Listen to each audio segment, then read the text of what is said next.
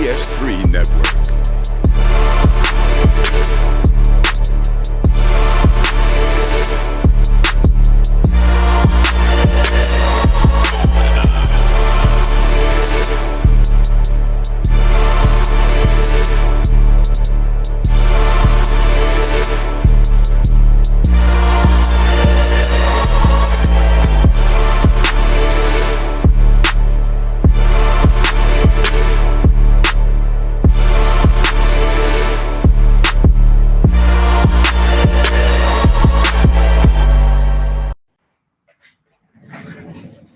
I was running late. Welcome to the one and only Fourcast. Just two of us, so it's going to be the two casts tonight. Wilkes is cooking up some burgers for Trump. He said he didn't want McDonald's anymore, so Wilkes is whipping up some burgers for him. And the one and only Doc is working on some sponsors. He's at Baby Dolls, I believe, trying to get us a sponsor over there. So it's just going to be the two of us tonight, myself and H-Rap.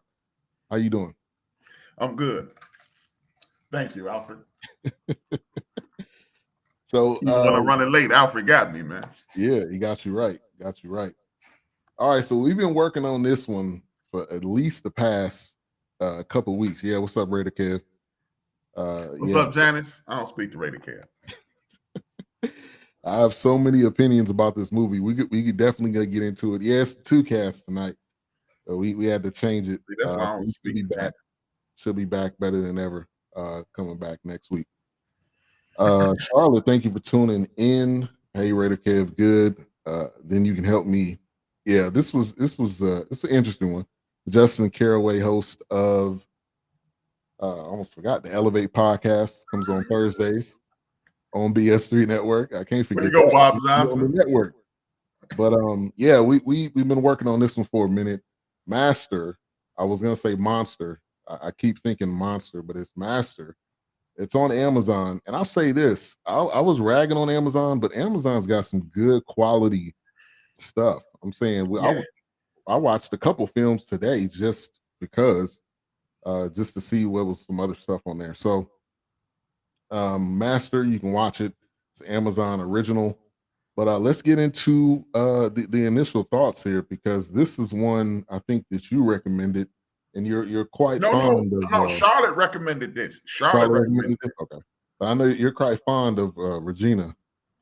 Yeah, you know. Hall. He broke up with me and kicked it with Sadat X, but it's cool. He's one of my favorite MCs, so you know. Shout out to my guy Raymond Matthews. He is host of the 5-minute morning meditation every single Monday through Friday. He does a 5-minute show in the morning. That's on BS3 TV on Roku. You can check that out. He forgot the name, and he is the chief. Yeah, I got it. Elevate podcast on Thursdays, 7:00. All right, but go ahead. Initial thoughts on this one. I mean, you know what? I really enjoyed this, man. It had a little bit of thriller. It had a little bit of history. It had a little bit of now in it. I don't even know what the word I should use, but it had some now in it. It was current. It was a little bit of everything, man. Yeah, I really enjoyed it. I really did, man. And the phone line will be open. We are counting on you guys to fill in for the other two members of the Fourcast tonight. So only Janice could call, not Raider Kev. I'm gonna keep that number up there as much as I can tonight in between comments, because we definitely want to hear what you guys got to say. Alfred is hooking it up tonight. Yeah, Alfred on, man. He been off for a couple weeks. So yeah, for me, I didn't really know what to expect. I like Regina Hall, not King. She is a phenomenal actor. Has been in a variety of different things. So I was really intrigued, because I don't know if she's been in a role where she was the main character, or she was the center and focal point of the film. So this was pretty nice, and I like these type of films. For me, when I seen the preview, I was thinking this is kind of a Get Out type flick. Yeah, Get Out, Us, something Jordan Peele, him, them. Yeah, so that was the feeling I was getting. I like these type of movies because it kind of makes you think, but also it's entertaining. A little bit of horror kind of mixed in. I like these type of films. So I immediately looked up to see if Jordan Peele was the one that directed it, but it wasn't. It was actually I got her. I wanted to pull up a graphic just so you guys can see her. She is the director. Okay. Diallo, Sister Diallo, which is it was at the Sundance Film Festival this year. So and I don't think she's done a lot, but that was pretty. This was pretty well done, I have to say. Yeah. I mean, I think it was a very good movie. Shout out to the sister, but a lot of these sisters going out here doing their thing with the movies, and it just, what it's a sad commentary because it shows you, it makes you identify that how much has Hollywood missed out on with their discrimination practices, and not excluding people, women of color, men of color, or whatever, man. Because how many times do we need to remake? And don't get me wrong, I'm with George Lucas. I like the Star Wars saga. But how many damn Star Wars movies do we need? How many times do we need to remake Batman? How many times do we need to remake all these movies that have been remade? Like even one of my favorite movies that Denzel did was Man on Fire. But that's a remake from the 70s. You got people out here that are doing great things, and you would rather remake something that was successful than take a chance, and then you get something like Fat Beach. Remember back in the day, Fat Beach with homeboy from Juice.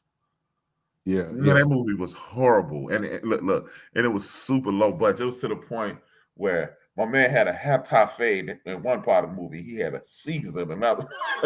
Like, what are y'all doing? Yeah, those type of details trip me out. Like, come on, man, y'all didn't think about it that he had a high top in one part of the movie and then he didn't in the other part of the movie.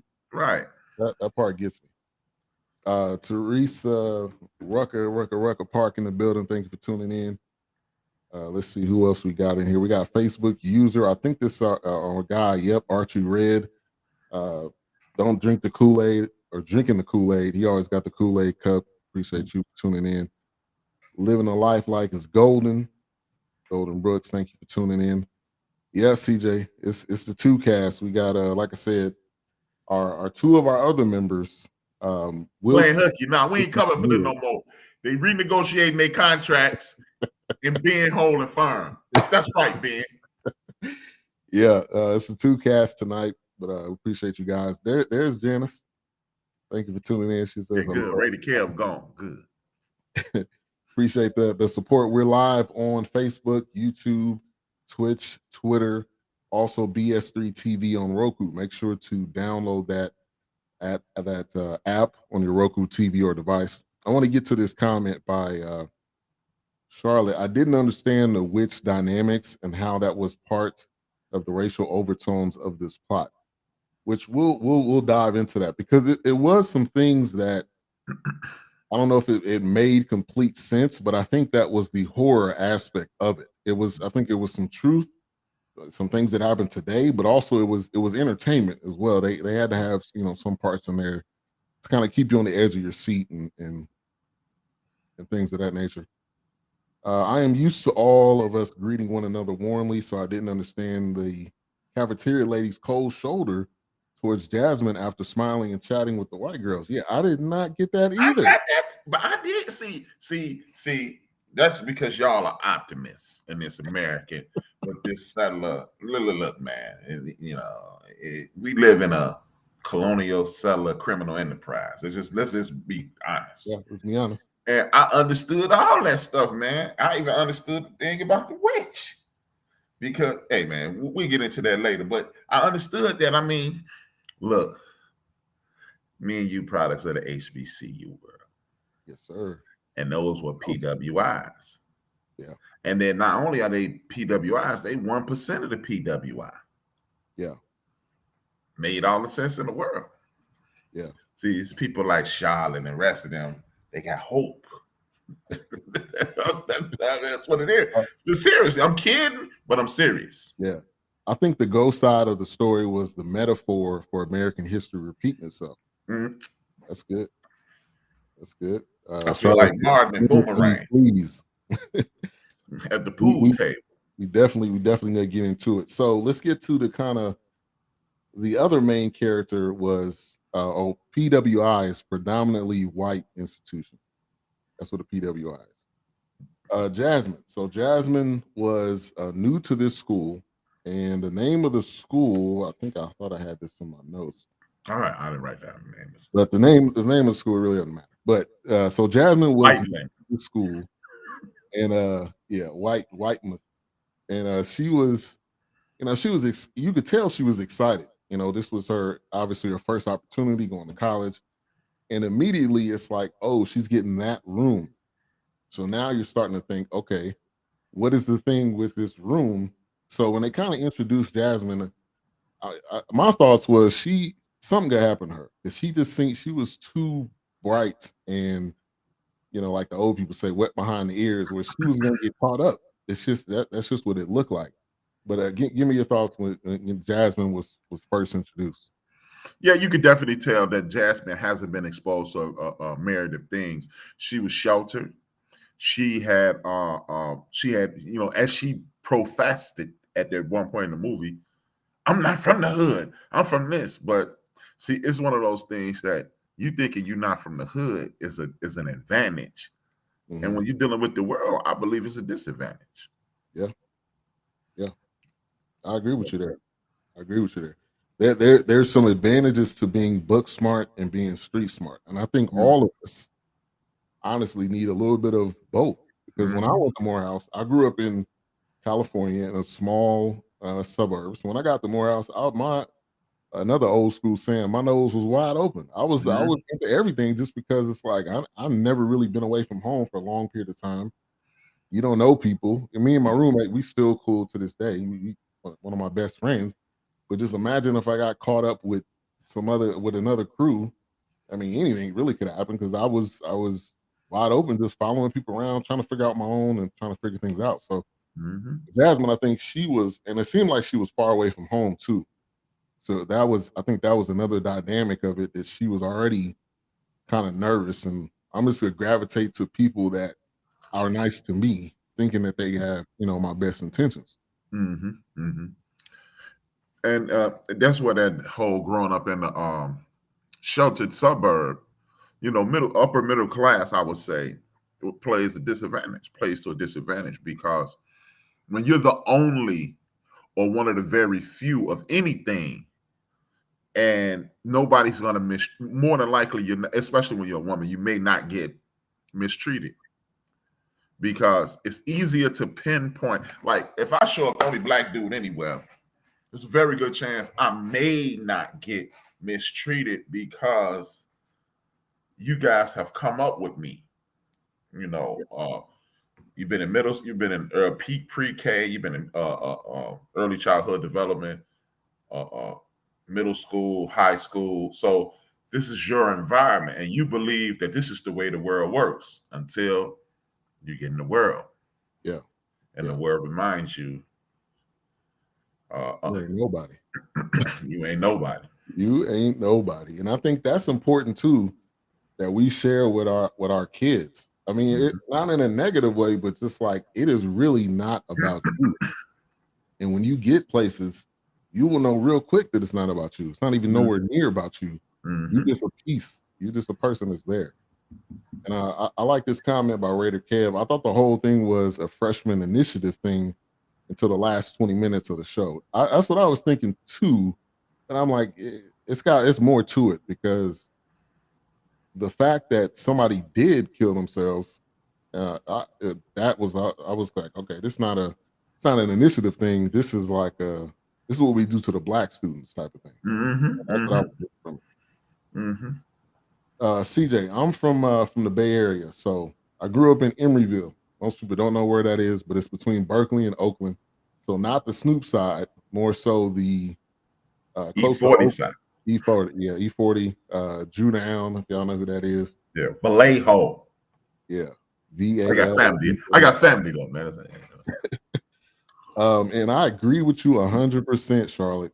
Liv reminded me of Rachel Dolezal. Exactly. That was 100%. She was Rachel They Dolezal. made, I'm about to say they made that off of Rachel Dolezal. Every exact thing about her. And there's some interesting parts we could get to with her, because especially at the ending, that I think they thought people was gonna overlook, but I kind of caught it. Yep, Charlotte, that's what I was thinking. She looked like Rachel. Yeah. So Regina King Hall. Is it Regina Hall or Regina? Regina Hall moving into this house. Look, this is horror movie 101. You know it was gonna be a haunted house. It just looked haunted, and it looked like black people don't live there. So when she moved in and she started getting these weird phone calls, which I was thinking, what it is? phone call a horror thing, or is there actually something to that? So kind of give me your thoughts with Regina moving into this spot. And she was excited, but you knew in the back of your mind, I'm sure. You know what? I don't even know if she was truly excited. She was excited for the position, having an opportunity, but you could tell she was apprehensive as she moved into that space. That space was not a space of comfort. And again, when you at a PWI, no matter where you at, what you're doing, you can't truly be comfortable in a situation like that. You talking about? And they never said where it was at, but I got the feeling it was Winston-Salem, North Carolina. I was thinking up north. When you think Winston-Salem, North Carolina, you think about the witch burning and things of that nature, which puts you into that whole frame of mind. And you got the Quakers over there, bruh. When you in that setting, I just don't understand how anybody who isn't just assimilated into traditional society, unless you've just erased everything that's you can't be comfortable in that. Yeah, that was a straight social structure thing instead of a governance structure situation. Yeah, I was thinking Salem, just because of the Salem witch trials type of thing, but it really could have been anywhere. But the Quakers, that aspect of it, which I was thinking they were Amish or something. That aspect had an interesting piece of this, because they even added them in the film to make it seem like they were either a part of it, or they were looking at her sideways, like, what you doing here? She looked at them like, what are y'all doing? So it was a real everybody kind of looking back and forth type thing. And let me get to this comment. Raider Kev, the reason why I thought it was a prank, because there were other upper class black students. Now, I think to A-Trap's point with the lunch lady, I think some of these black students or people that work there were more so on the white student side. Like, oh, they struggled to get here too, when they didn't look out for the black folks in this film. So I think even the upperclassmen kind of went in with the in crowd, if you will, and disagreed with what they were doing. You know what? I don't think I didn't take that. You know what I took it as? She immediately assimilated towards the other side. Yeah, you talking about? You went and hung out with the white kids. Yeah, like, I mean, and again, I don't want to make this a black-white thing. It's a race. I don't want to make this a race riot. But being you've been on the yard and you've seen white kids, and they were in a group by themselves. Yeah. And we went the other way. Yeah.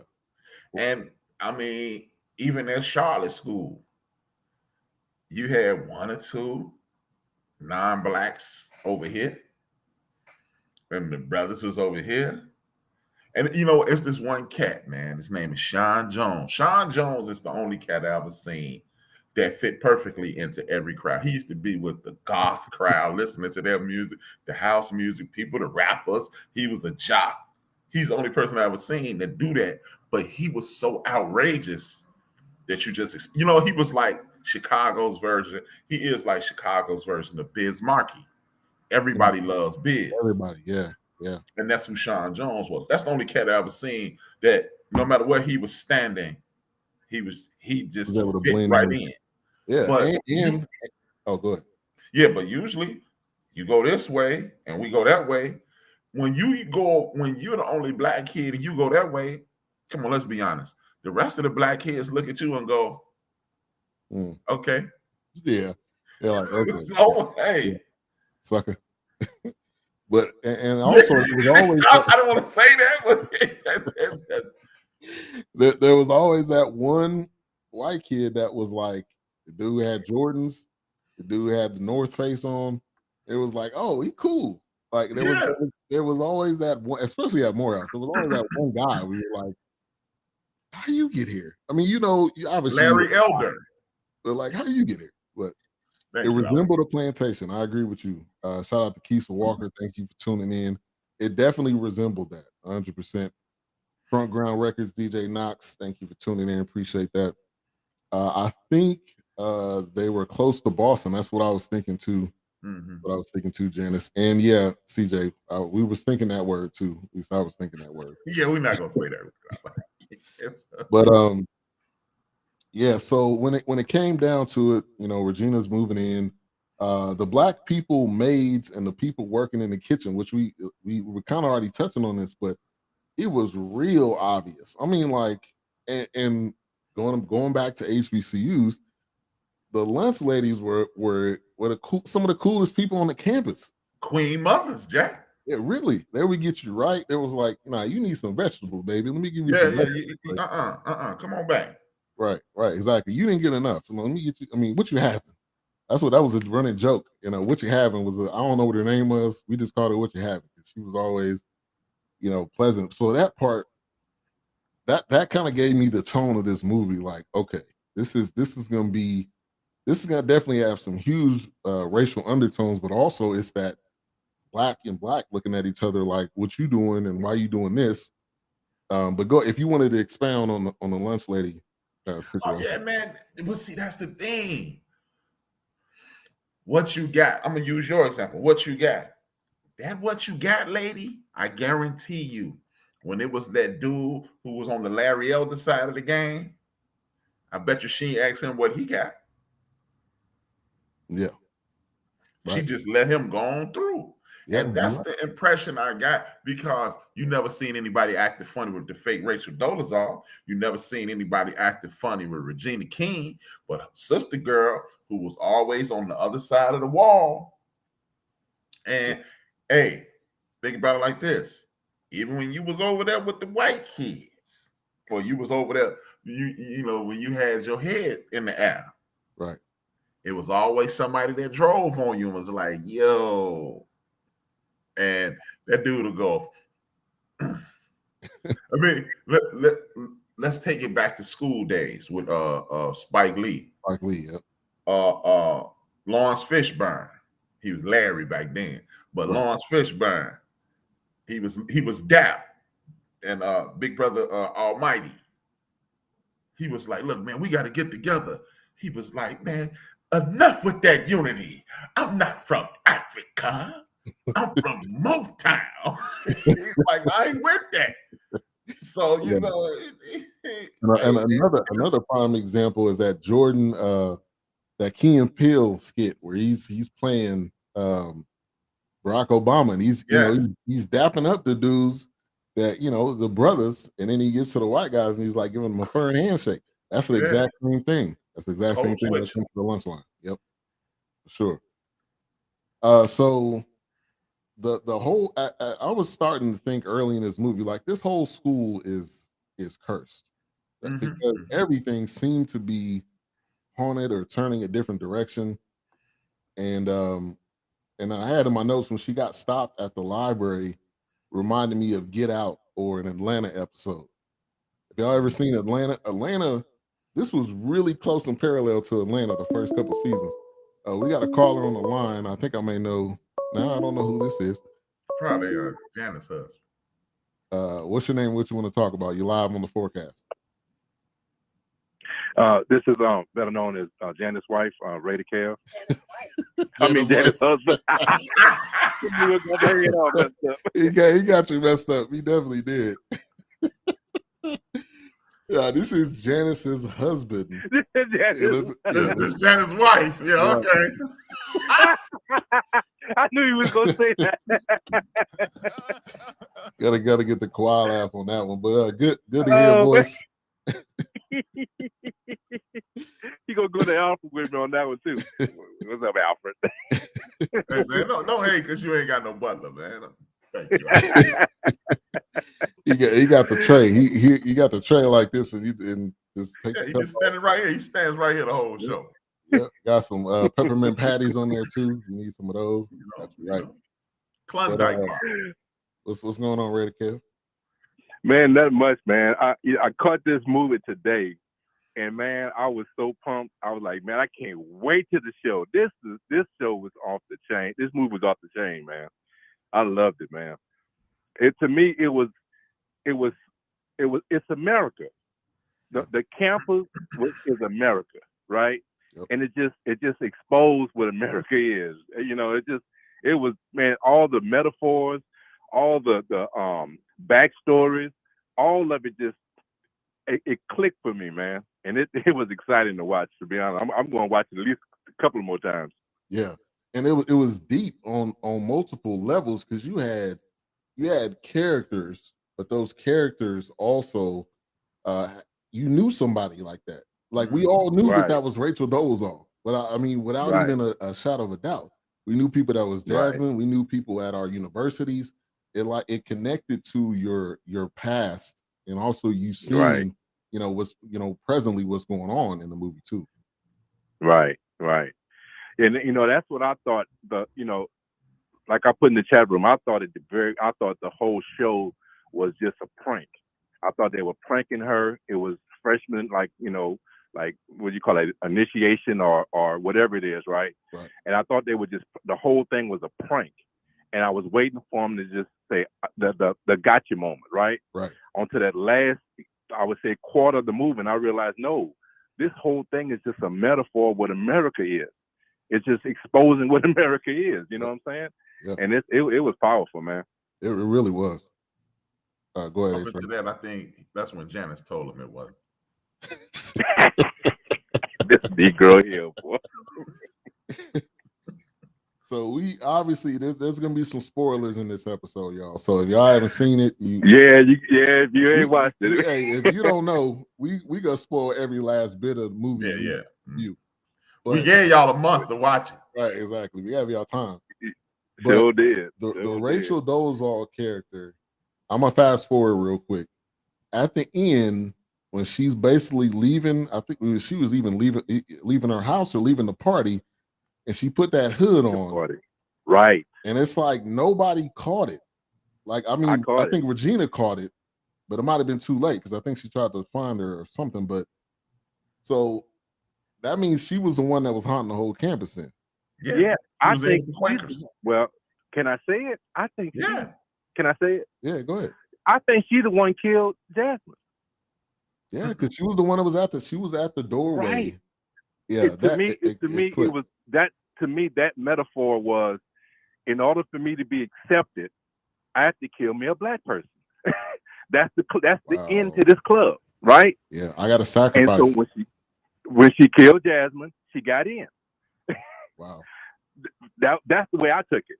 And when she put that hood on, it was like, okay, there it is. She's the one. Yeah.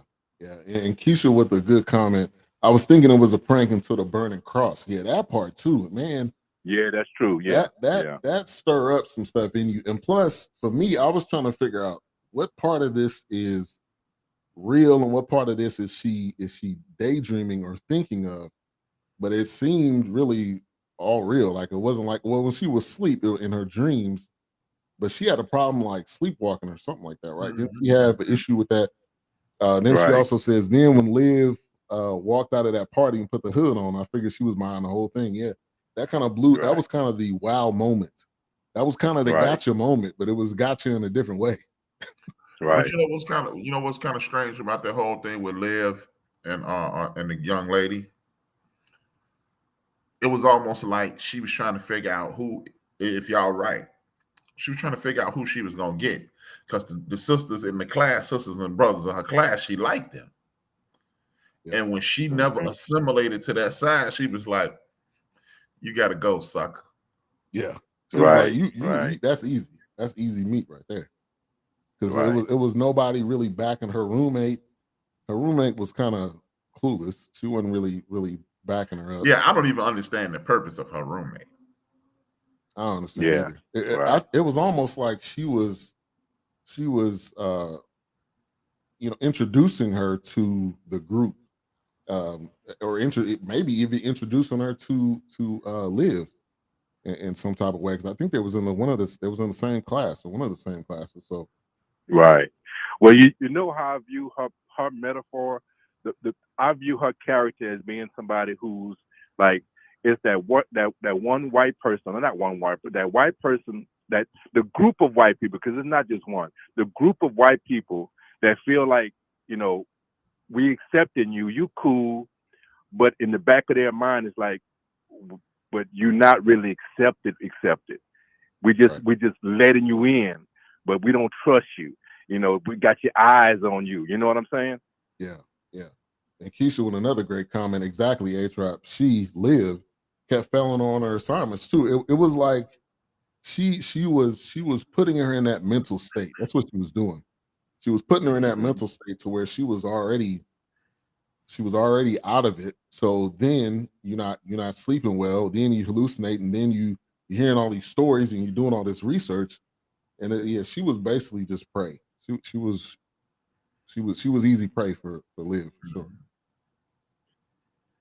Yeah. Now let me ask y'all something, man. What do y'all think was the significance, or how it was?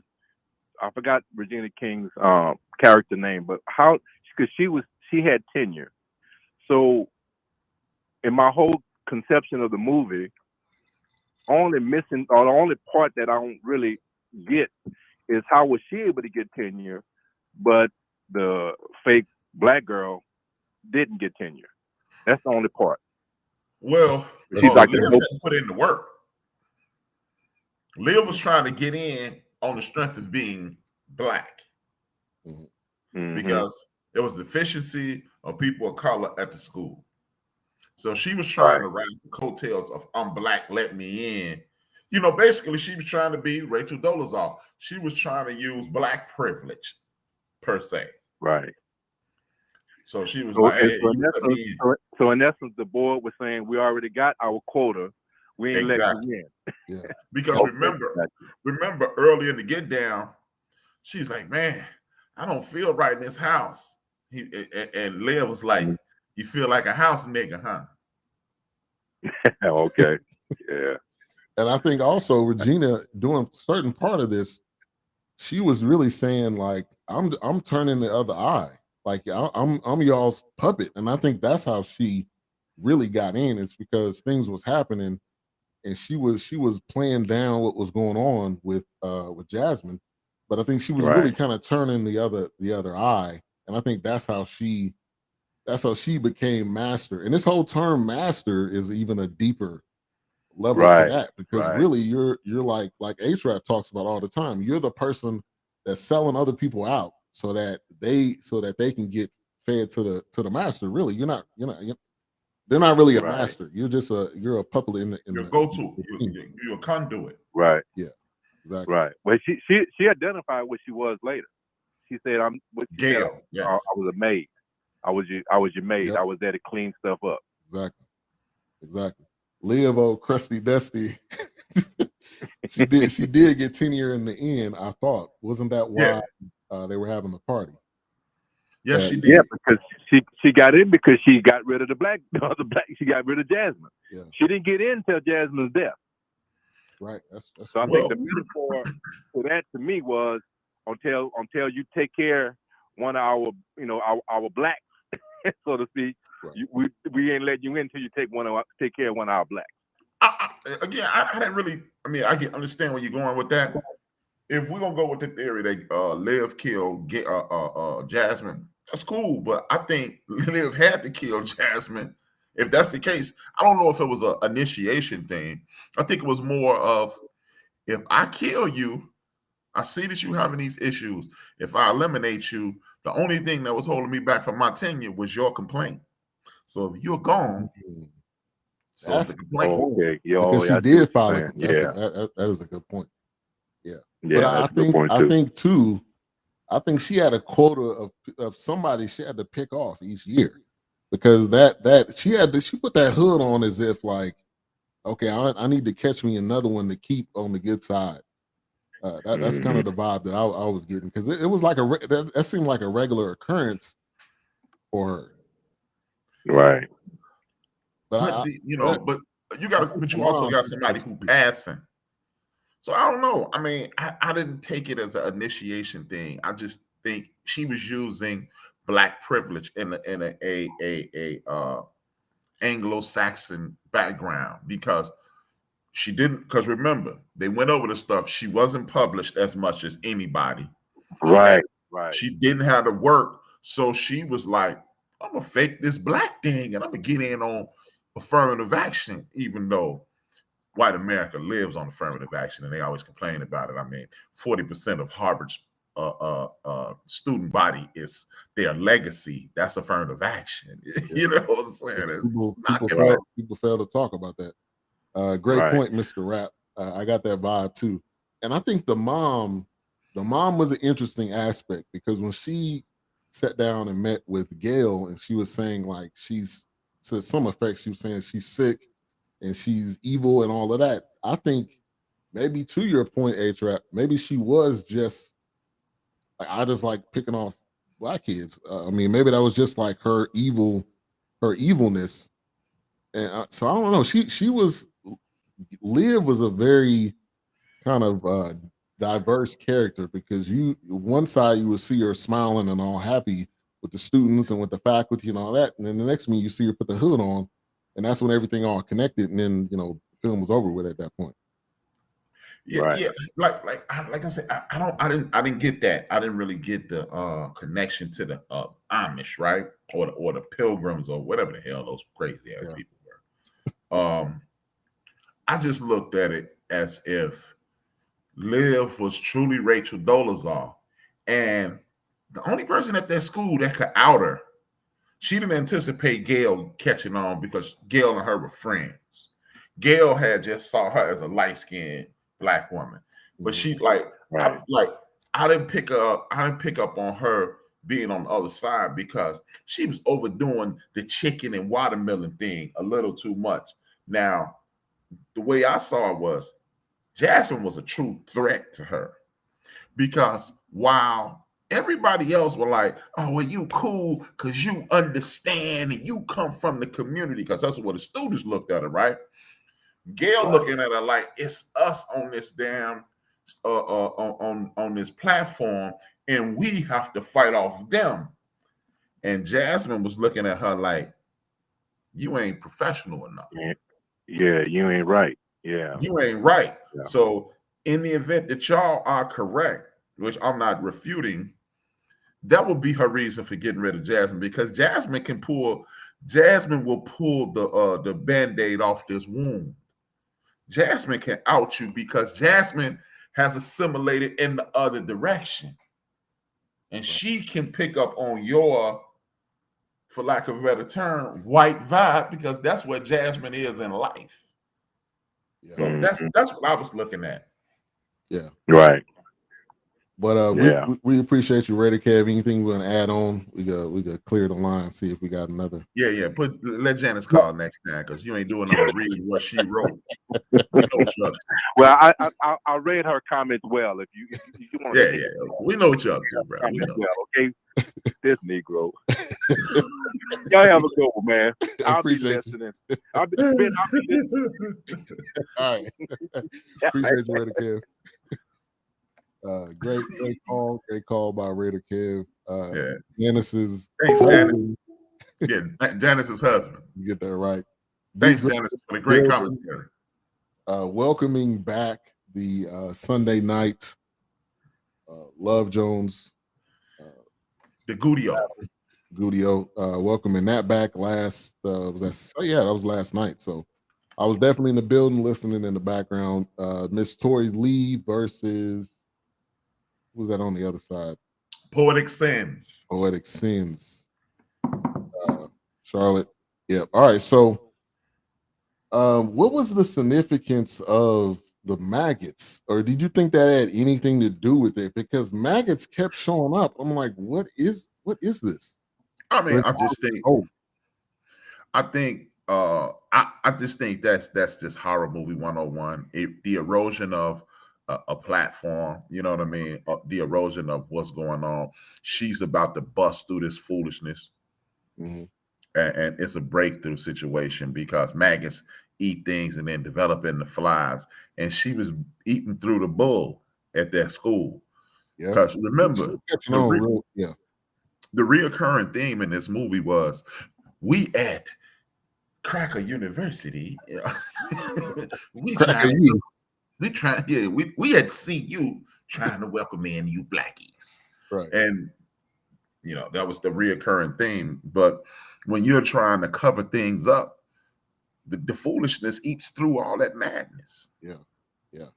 And I think another kind of side point is that Regina was trying to be Gail, was trying to be like a mother figure to Jasmine, like, hey, this is what you're gonna deal with. And, Mhm. just, deal with it, continue to move, and you'll rise above it. And I think obviously she felt guilty at the end because she felt like she kind of just pushed her in a direction that she didn't necessarily need to go. But yeah, she was trying to kind of be that motherly figure, like, hey, this is you black, This is life. got to deal with. This is life. So, but yeah, that the maggots was like all over the place. But that's a great point. But that is horror movie. You can have some maggots or some type of bugs in there. But that house was old too. Yeah, I don't think they really took care of it to begin with. And she kept going in the attic. Like, come on, that's horror movie. That's like you running in the woods, and there. If you go this direction, you're running towards the highway, but you run this direction further in the woods. Like, if right. you leave that closet alone, I mean that attic alone, there's nothing up there for you. Yeah, I'm not in that crib. After I see the maggots, I'm out. I'm the mother of the Holiday Inn Express. For real. I'm at the Motel 8. Right. Something. I'm out of there. And yeah, I had down in my notes, Liv was suspect from the beginning. As soon as she came on the scene, it was like she ain't right. You know how people try to play it up to be something that they're not. Rachel Dolezal exactly 101. If anybody watched that documentary, this was her. Like it should have said Rachel. Her name should have been Rachel, and then that would have made it even more obvious. But it was she didn't have anybody's interest really at best besides her own. Yeah. At the end of the day. And that shows you the whole playing up of the racial angles with the children, with the students. And then like think about it. When Jasmine walked up to her, look, just because I filed that complaint against you, is no hard feelings, which was another situation. That was another racial undertone because come on, man, we've all worked in that office where a white cat makes a claim against you, and then, hey man, I was just doing what was best for the company. It wasn't against you, H-Rap. I was just, and then you supposed to go, I know Terry, I know you trying to get me fired was gonna be the best for no, Jack. And Jasmine was approaching it from man, I'm trying not to.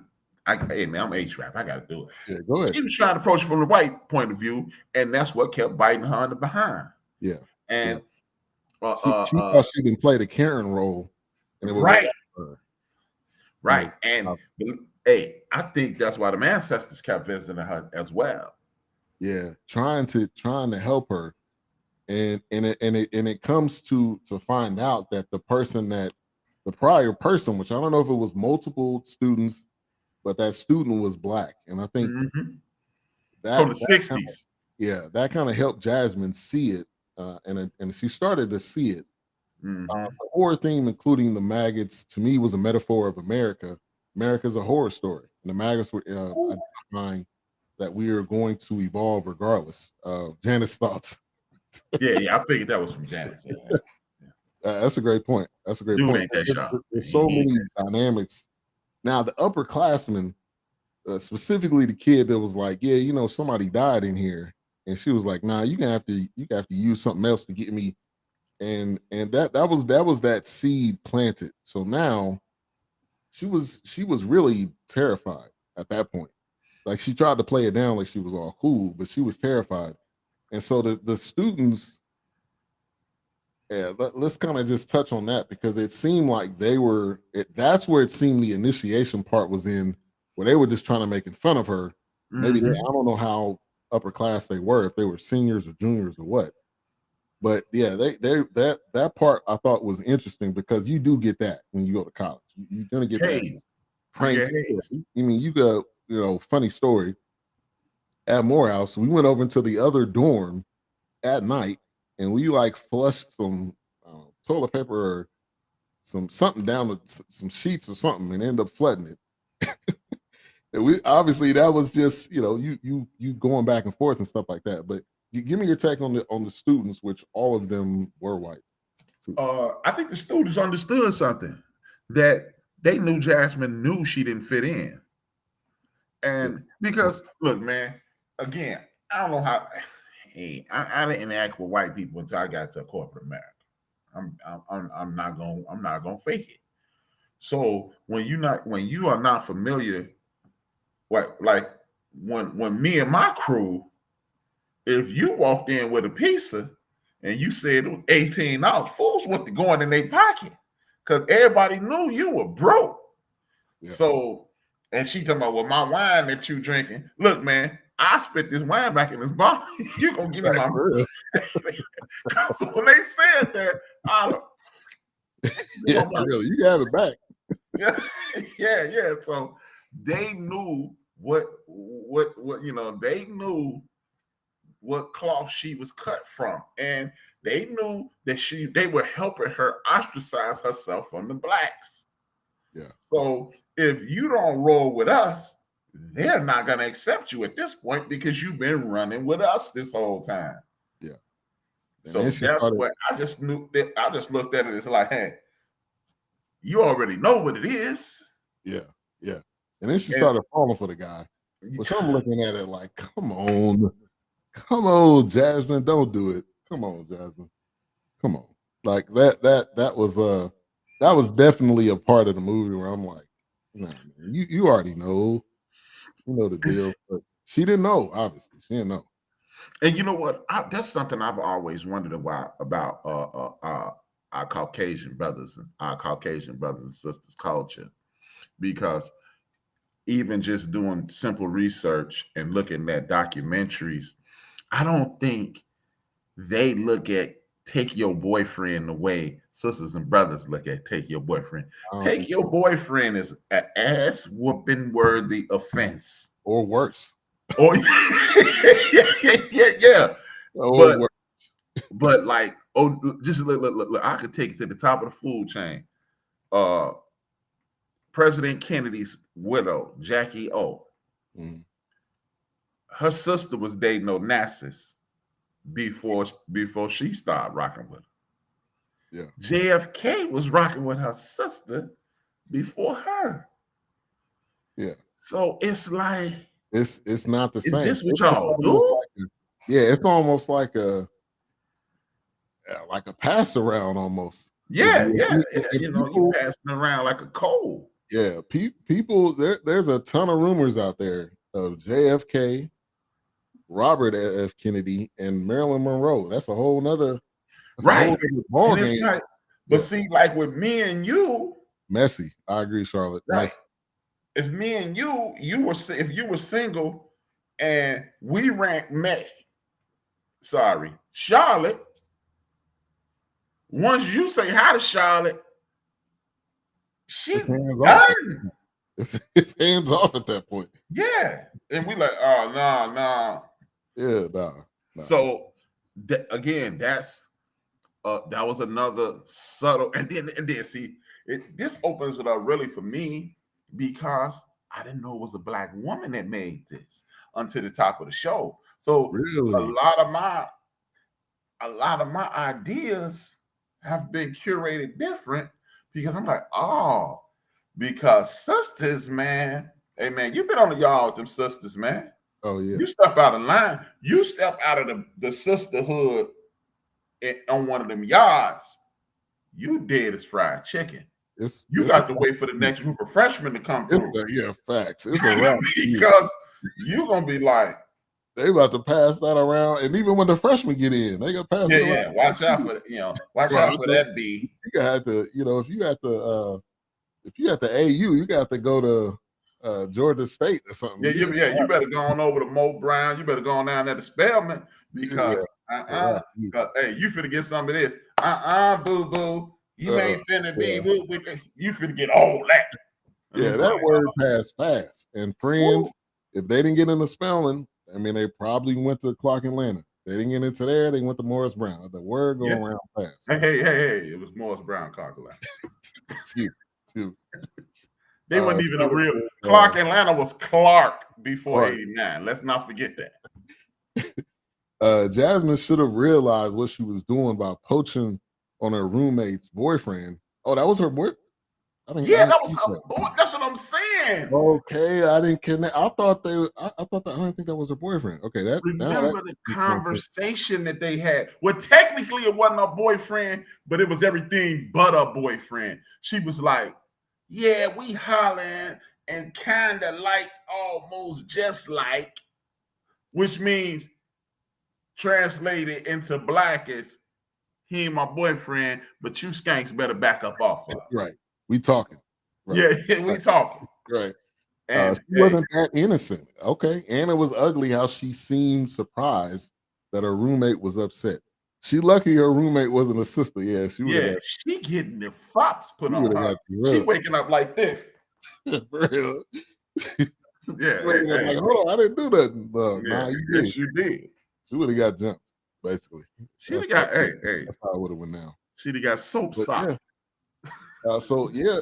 Jasmine, like I said, she came in there like I know what the world is. I'm just gonna go in here and do my thing. She wasn't paying attention really to anything, and she really didn't have anybody in her corner. Well, she had Regina, but I think Regina was almost unintentionally pushing her in that direction, kind of in that role. So she had a lot. She definitely had a lot going on. And then I was talking about this a little bit earlier, but her dreams just seem so real. I'm like, dang, is this a dream? Is this real life? Like, what is this? Because she was just. It was almost like a foreshadowing of what was getting ready to happen in her dream. And again, that's why I went to that ancestral round because. In African lore, your ancestors are always around. Our ancestors are right here with us as we do these shows. Yeah. So, and they're making sure that we don't step out of bounds, that we are cognizant of what we say. These are my beliefs, and these are African beliefs as well. And I've adapted them while learning about these things. And I believe that was them warning her, look here, lady. Step it up, because I think that the thing Regina King was kicking herself in the behind, right? Yeah. But I think she was kicking herself in the behind not for not helping her, for assuming that she knew. Yeah, I don't think she kept it all the way real, because that that thing of you black and this is what you deal with. That's the general response that Jasmine probably already got at one point, either from her mom, or her grandmother, or something. So I don't know if she kept it all the way real with her either. I don't think she ever got that, bro. Yeah. And did we see her parents at all either? Yeah. See, and that was also strange. She never called home. She never talked to anybody. And see, that's the thing, man. I think what's the sister name who said this was just a peek into America? That was probably Keisha that said that. Keisha said that. Okay. I think this is a microcosm of what Keisha said. When you are never interacting in the diaspora, there's so many valuable lessons that you miss out on. And you know how it is when we leave the community, we disengage for whatever reason. Oh, I'm finna move up here with the snooty people, and then I'm not going down there with the Negroes anymore.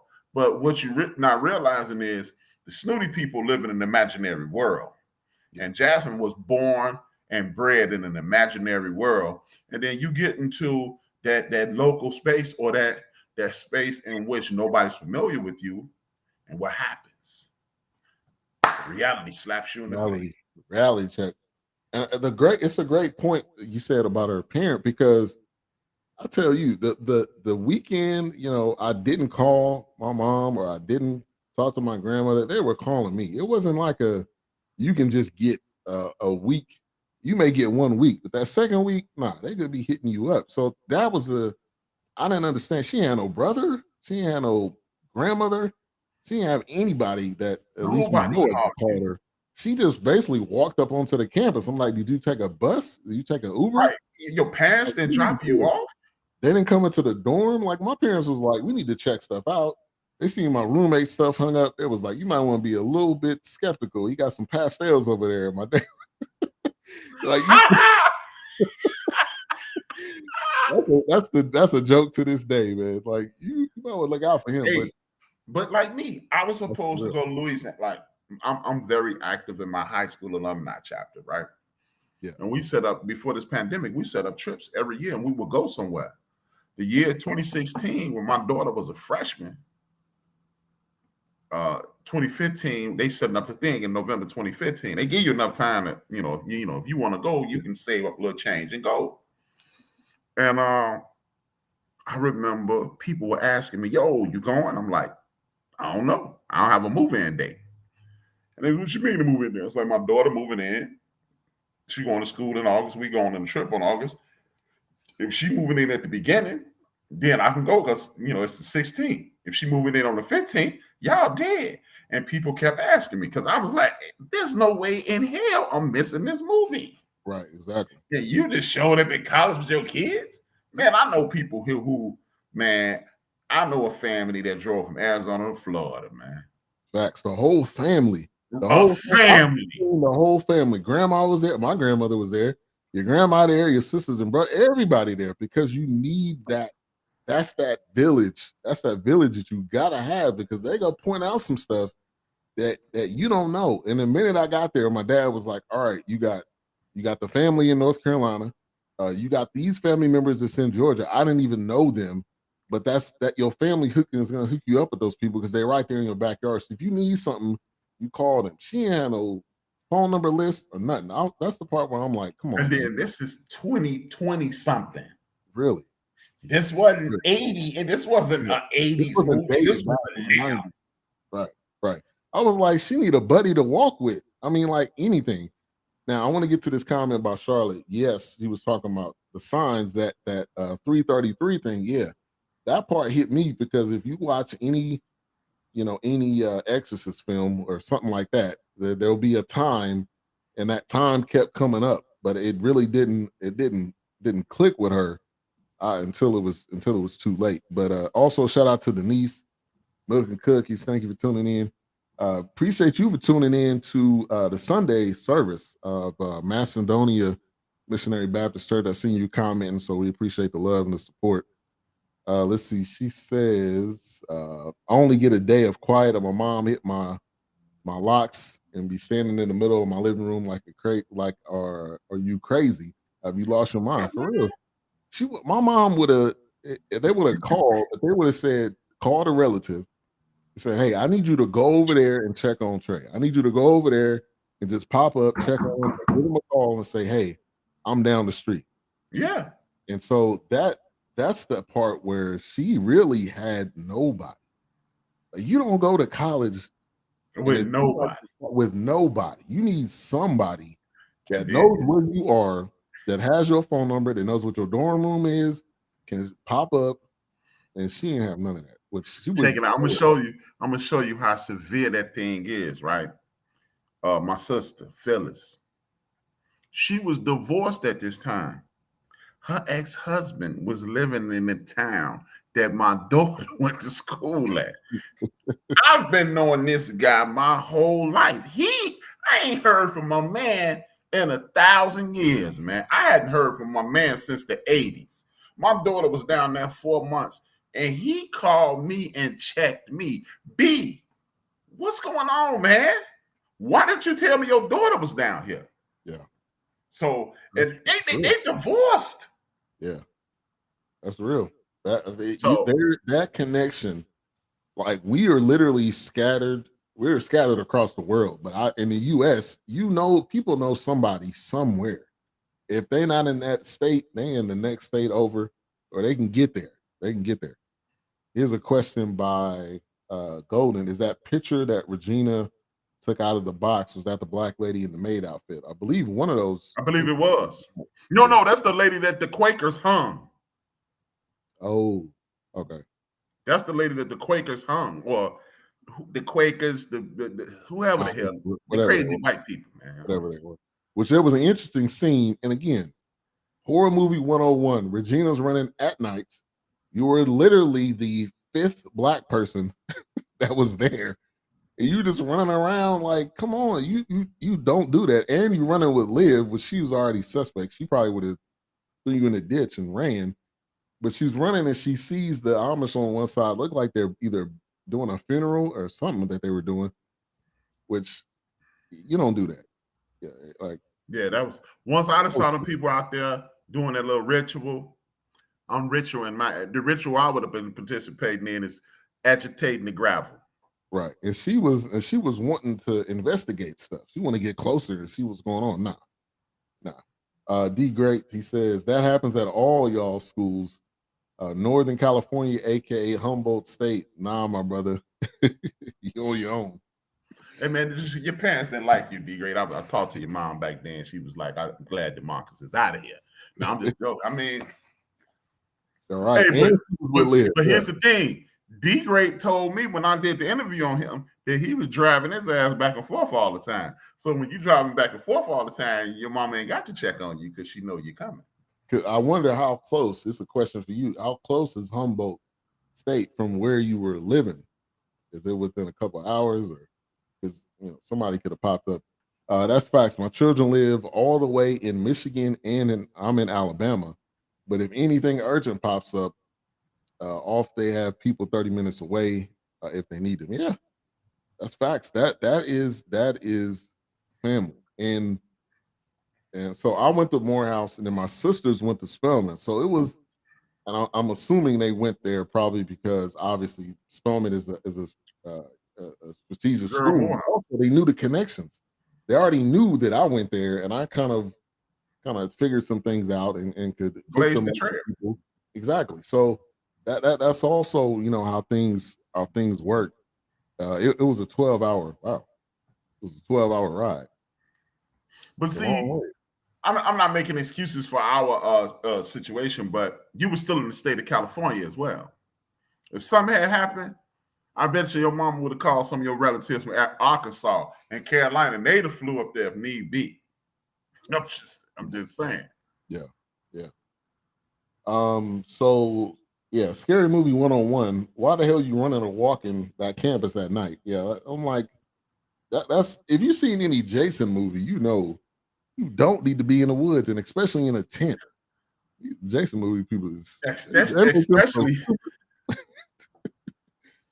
He says the brotherhood grew, and we took care of each other. In real talk, if I made a phone call, it was good. Yeah, and I think again, if you bonding with somebody, Jasmine thought she was bonding with somebody, but she really wasn't. They're not family, but they're friends of mine who's been watching out for them since they got up there. Yeah, that's right.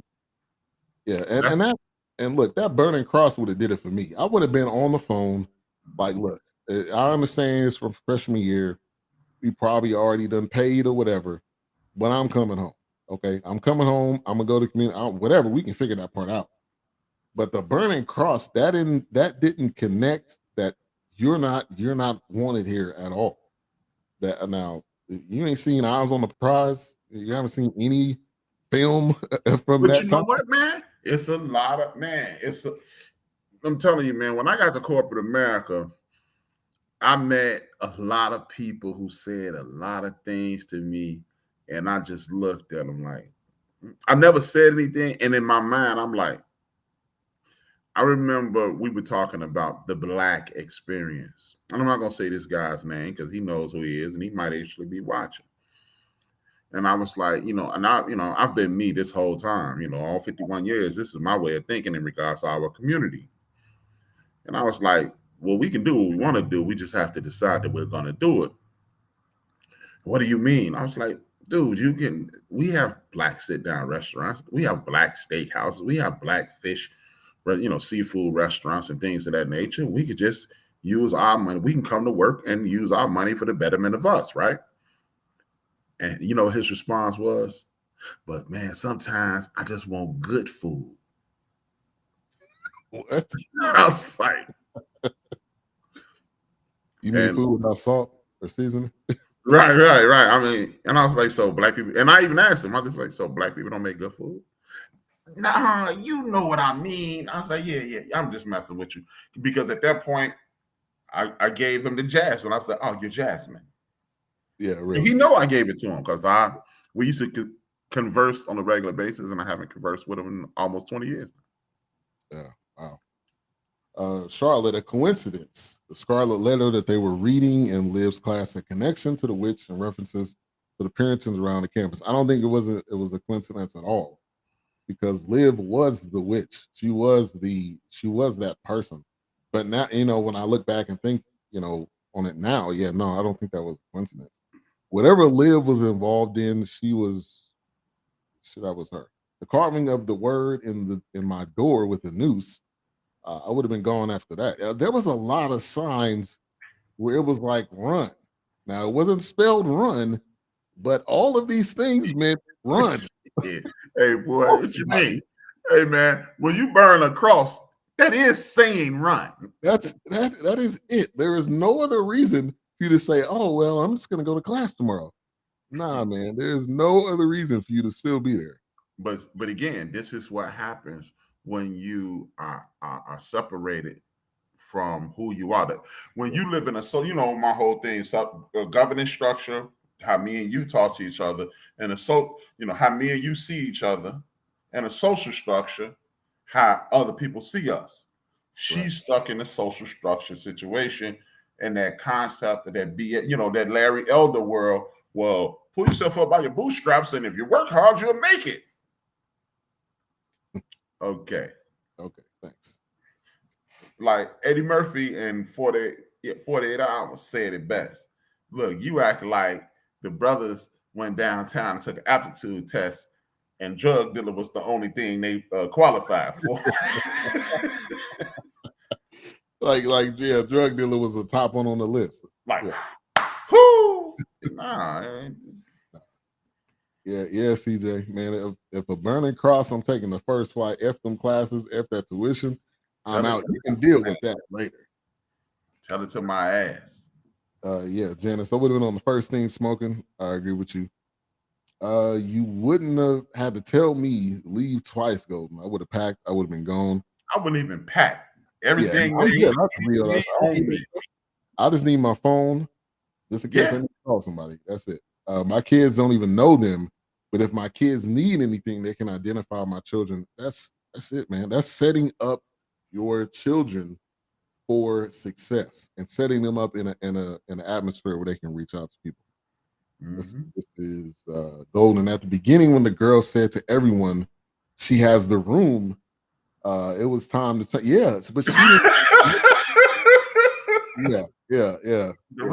it's time to turn around because when they said that, and they all looked at each other like the room, and then she was like, oh, maybe that's the room for new kids or something. She just it didn't connect. But this is what I'm saying. She in that social structure, that social structure situation, because look, this is the governance structure right here.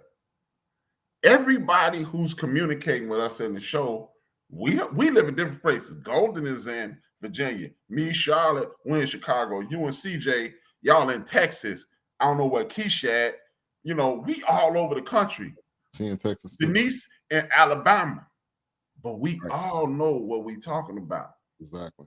We even if you haven't watched the film, you caught on pretty quickly what we're talking about. Mm-hmm. Yeah, the room. Yeah, she. I'm telling, hey, y'all getting me the fuck up out of here. No, I'm out. The significance of the bell, like there, whenever the bell tolled, it seemed like it was a flashback. It was giving her a flashback to maybe something that happened. I mean, it was, yeah. But if you think about it, where her bed was is where that lady, that handmaiden was. Yeah. So again, man, it's just, man. See, this is the disconnect. This is the disconnect that a lot of us have. This is why we struggle as a community today, if you ask me, because we're so busy trying to assimilate and fit in that we are losing that salt. You go to the salt. about salt. Let's keep it funky, man. That sixth sense is a superpower for Black people. You can walk down the street. It could be a clear street, and you'll be like, "Oh hell no, I'm not. I'm gonna go back home." Yeah. Everybody in here has been somewhere where it looked perfectly safe and said, "Oh hell no, I'm out of here." Yeah. And when you remove yourself from the governance structure, you lose that. Yeah, that's true. That's true. our superpower, to detect, like, hey, yeah. Said the entertainer made a joke of it. He was like, when you walk, he's like, man, walk down the street with a group of Black people. If one of y'all run, everybody run. You don't even know why you run. Then you turn, once you get to the safe destination spot, you're like, what was you running for? I was like, I don't know. I thought y'all was running for something. I did that to my son downtown one day. We just walked up. We had just came from dinner.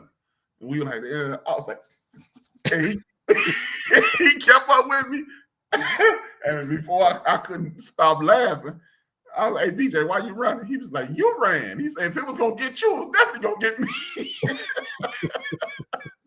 That's it. So, hey, man, that's a superpower, man. It is. It is. So we're talking about Master. It's on Amazon. If you haven't seen it already, definitely check it out. So the school was Ancaster. And this was Gail when she was saying it's everywhere. And Gail was basically, I think the guilt too came when she convinced her to stay. That was where the guilt came in. And then the scene in the hospital, because what ended up putting her in the hospital? I'm trying to remember. Was it because she jumped out the window, right? Yeah, she jumped out the window. That's because the demon or something she was like, that's the only thing Black she did the whole movie. Liv was in there. Now, so do you think that was Liv? But let's confirm that, the one that was coming into the room. Or you think she was hallucinating? I think she was hallucinating, and I think it was an evil spirit around there. I think it was a situation to what I think it was a haunted situation. Yeah. It was a demon. You know, we spoke about that at church Sunday. Reverend Dodd spoke about that. Like, you could be somewhere where it's filled with demonic spirits, and she was catching hell. But again, it's what is it called? Hoodoo, and it's different forms of hoodoo. You know, like speaking in tongues. It's Chicago hoodoo. It's what Big Mo and Fly Ty live in. They got hoodoo. They got Alabama hoodoo. It's hoodoo, and that's what keeps us tied in. It's that spirituality that we held on to after being put on those boats and brought over here. We when we did Hound the Hall, they talked about hoodoo. Exactly. Yep. Yeah, she was on the roof at 3:33 and fell off. Yeah. And now, when she got to the hospital,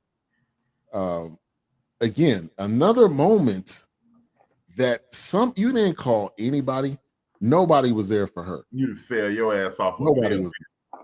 You know, literally fell off a building. And then the lady that was next to her, the older lady. Now, was that a hallucination too? I thought, you know what? I thought that was what's the name, Mom? You talking about Liv, Mom? Yeah. I don't know. I'm like, what is this old lady doing at a college hospital? Or was it a college hospital? But I mean, anybody go to a college hospital. One of the most popular hospitals in Chicago, or two of the most popular hospitals in Chicago is UIC and Rush Presbyterian. Yeah, the hospital. Northwestern got the best cancer doctors in Chicago. Yeah, that she said. Denise says that's no hoodoo. That's spiritual connection. Yeah. Yeah, and so that part again was another moment where you're not wanted there.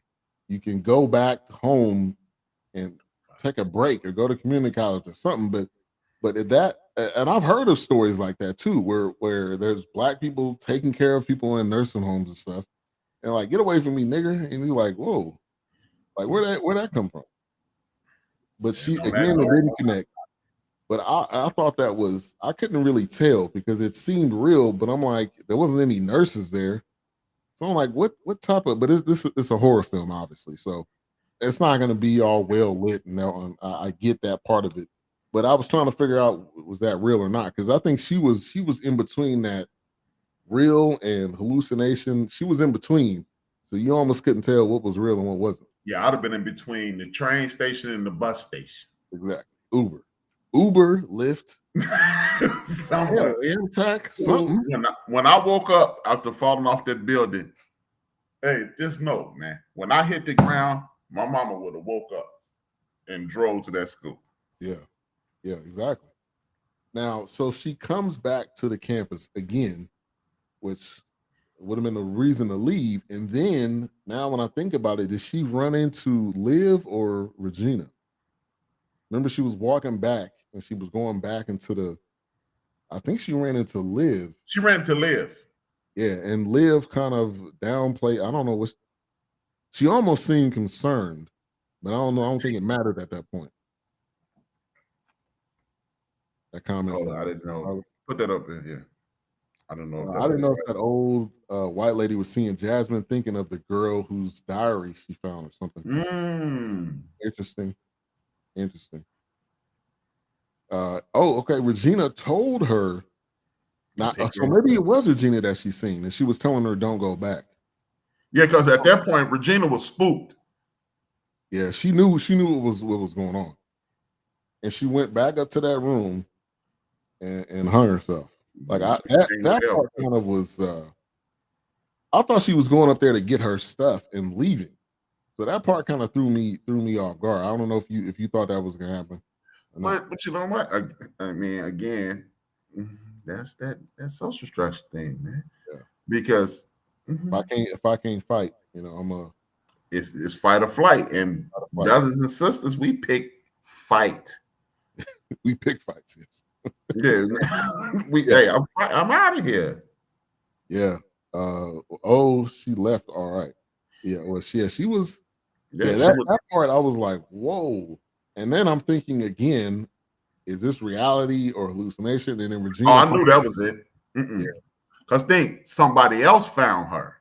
Yeah. And once I seen that, once Regina found her, then I knew, like, yeah, that was a wrap. And again, it never went to a scene of her funeral, never went to a scene of her calling her parents. So I'm like, what type of situation? Was she a foster kid? What type of situation was she in where she couldn't have anybody? Nobody supported this girl. You ain't got no daddy that love you or something. You miles away. So yeah, that part was that was the saddest part of the movie, because I thought she was just about to get her stuff and dip. But it was almost like she was on a mission to I got to do this because I got to tough it out. But I can't live this life. And it wasn't even the school anymore. It was like, I can't live this life anymore. Okay, hold on. Regina had her mom's address on the boxes she packed up. Okay. Oh, okay. And her mom didn't come. You don't come to get the boxes? I don't get that. Her parents hated her. Her mom must have been white, and her dad must have passed or something. I don't know. But anyway, you got uncles, cousins. You ain't got no grandparents. You got somebody. Yeah, it was like let's see. It was like the blacks had no one. And it wasn't very many. All 8 of us. Right. It wasn't very many black students that I mean, it was Jasmine. It was really nobody. I think it was one other person that she maybe walked past in that lunch scene. possibly that kind of looked at her sideways. Remember, the sister met her in the bathroom, and I believe if she'd have went to the side, to the our side, wow, yes, good point. she'd have been saved. That was a olive branch, I guess, type of event or something that to basically, but she wasn't going. Yeah, so that was that last dish hope for governance structure instruction. Yeah. And she was straddling the fence, and then they came in and sucked her right back in that bowl. Yep. I had hope when the girl approached her. I did too. I was like, all right, this is, if you don't take any other opportunity to run, at least take this opportunity that this girl is trying to get you out of that circle and get you into reality, really, like what's really going on. And then you got a circle of people that can at least walk through your door. Because there was plenty of times that obviously we know now, Liv was chasing her to her dorm room, but she was walking somewhere at night, nobody out there, and she's scared for her life. Well, she could have been, and I wouldn't have been out there in that foolishness, man. Yeah, I'm a nice size man. I weigh 260 pounds. Ain't no way I'm out there. So I thought when Jasmine went back, she was going to call her or join them. I thought she was packing up her stuff. Like, look, nobody stopped me. I'm getting my stuff and I'm getting out of here. But that wasn't it. Man, I'd have been around there musty as a goat. I'm never going back up in there, man. Real. You keep the draws, you keep all that. Yeah, go ahead, go. No, I think I'm gonna watch it again too, probably with my wife. She's not really into these types of movies, but I'm like, it's not really, it's horror, but it's not like more of a thriller. Horror. It's more like it's reality horror, really, is what it is. That needs to be a new genre. But yeah, she ends up hanging herself. Regina finds her, and I think that definitely broke Regina for sure. And then she ends up going to this party where she said, I wasn't a master, I was the maid. But she was the wool was over her eyes at that point. She could see clearly, and then when she got in there, she started seeing people for who they were, and started seeing those faces more. And then that made me think, like, these people are, I guess, ghosts or something, because the pictures that were on the wall were the people that were sitting, or was that just her? No, remember, she had a picture too, but the maggots ate it. Right. But it was almost like there was old images. Maybe she was just connecting, like, hey, this white. Right, white on white. White. This is a white. Same thing. This nothing has changed here. I've been supplanted into this situation. Therefore, I am a part of this. I am a part of the problem. Right. I'm the maid, basically. I'm just in a different form. I'm not in here cleaning up after you guys, but I'm the token. Right, exactly. Which there is always one or two sometimes, but or 10. Yeah. Depends. Or Larry Elder. Thank you, Alfred. And then I think, was it before or after this that she met with Liv's mom? I think it was before. She met her at the diner. Before the final party. Okay, yeah, she met her at the diner because she kept calling her. Which I thought that was just a haunted phone call. This person that kept calling, but it was Liv's mom, and Liv's mom's telling her the real, like, hey, you need to really, like, watch out for her, because this girl is evil. Diabolical, exactly. And her mom, I think, was one of those Quakers, or didn't she have one of those? She had the coat on or whatever, something like that. Yeah, so, man, and it's just a situation to whereas, I mean, I think this entire movie was a metaphor of the world that we live in today. Yeah. You have people who are part of the social structure, and they pretend to be your friends to get what they need out of you, and that's what they did. That's what sister I keep want to call her Regina Hall. What was her name? Gail. That's what Gail was on. You know, she was being used by the social structure to make the black people comfortable, because when they saw a black person as a head of a house, that makes them relax and want to come there. And let's not forget, just look at the reality of the situation. PWIs need so many black people so they can continue to get that government funding. Exactly. And they needed people to be there. So they promoted her, and they were basically using her to lure people in. And then you got the black students there who understood this ain't for us, but this helps us get along, get ahead and get ahead in life. So we must come here and play this game if we want to move forward. It's just, I mean, I hate to say it, Howard. This could be Howard, because remember, people forget, 1969, that lockout was to make Howard a black institution. People forget that. People forget that Howard is one of Rockefeller's grandsons. Wow. That's not a black man. Yeah, that's real. So it could have been really any of these schools. Mm-hmm. So yeah, it was before, because then she outed Liv at the party, because then she comes in there and everybody's like, yeah, it's all good. Yeah, it's all good. Now we got two of them in the in crowd now. Like, what you worried about? What you worried about this girl for? What you worried about what's going on? And I agree. In Red or Kev, we both agree with you. I think the pictures were from the past connecting with the present characters was an indication that nothing is changing in America and it's simply repeating itself. Yeah. And I think that's when she knew, like, I was a pawn in this whole thing. There was nothing more. Yes, and Liv was too before she escaped. And you know what? And that was that last statement from Ray to Kev is proof. The history repeating stuff. He keep posting Janet's ideas.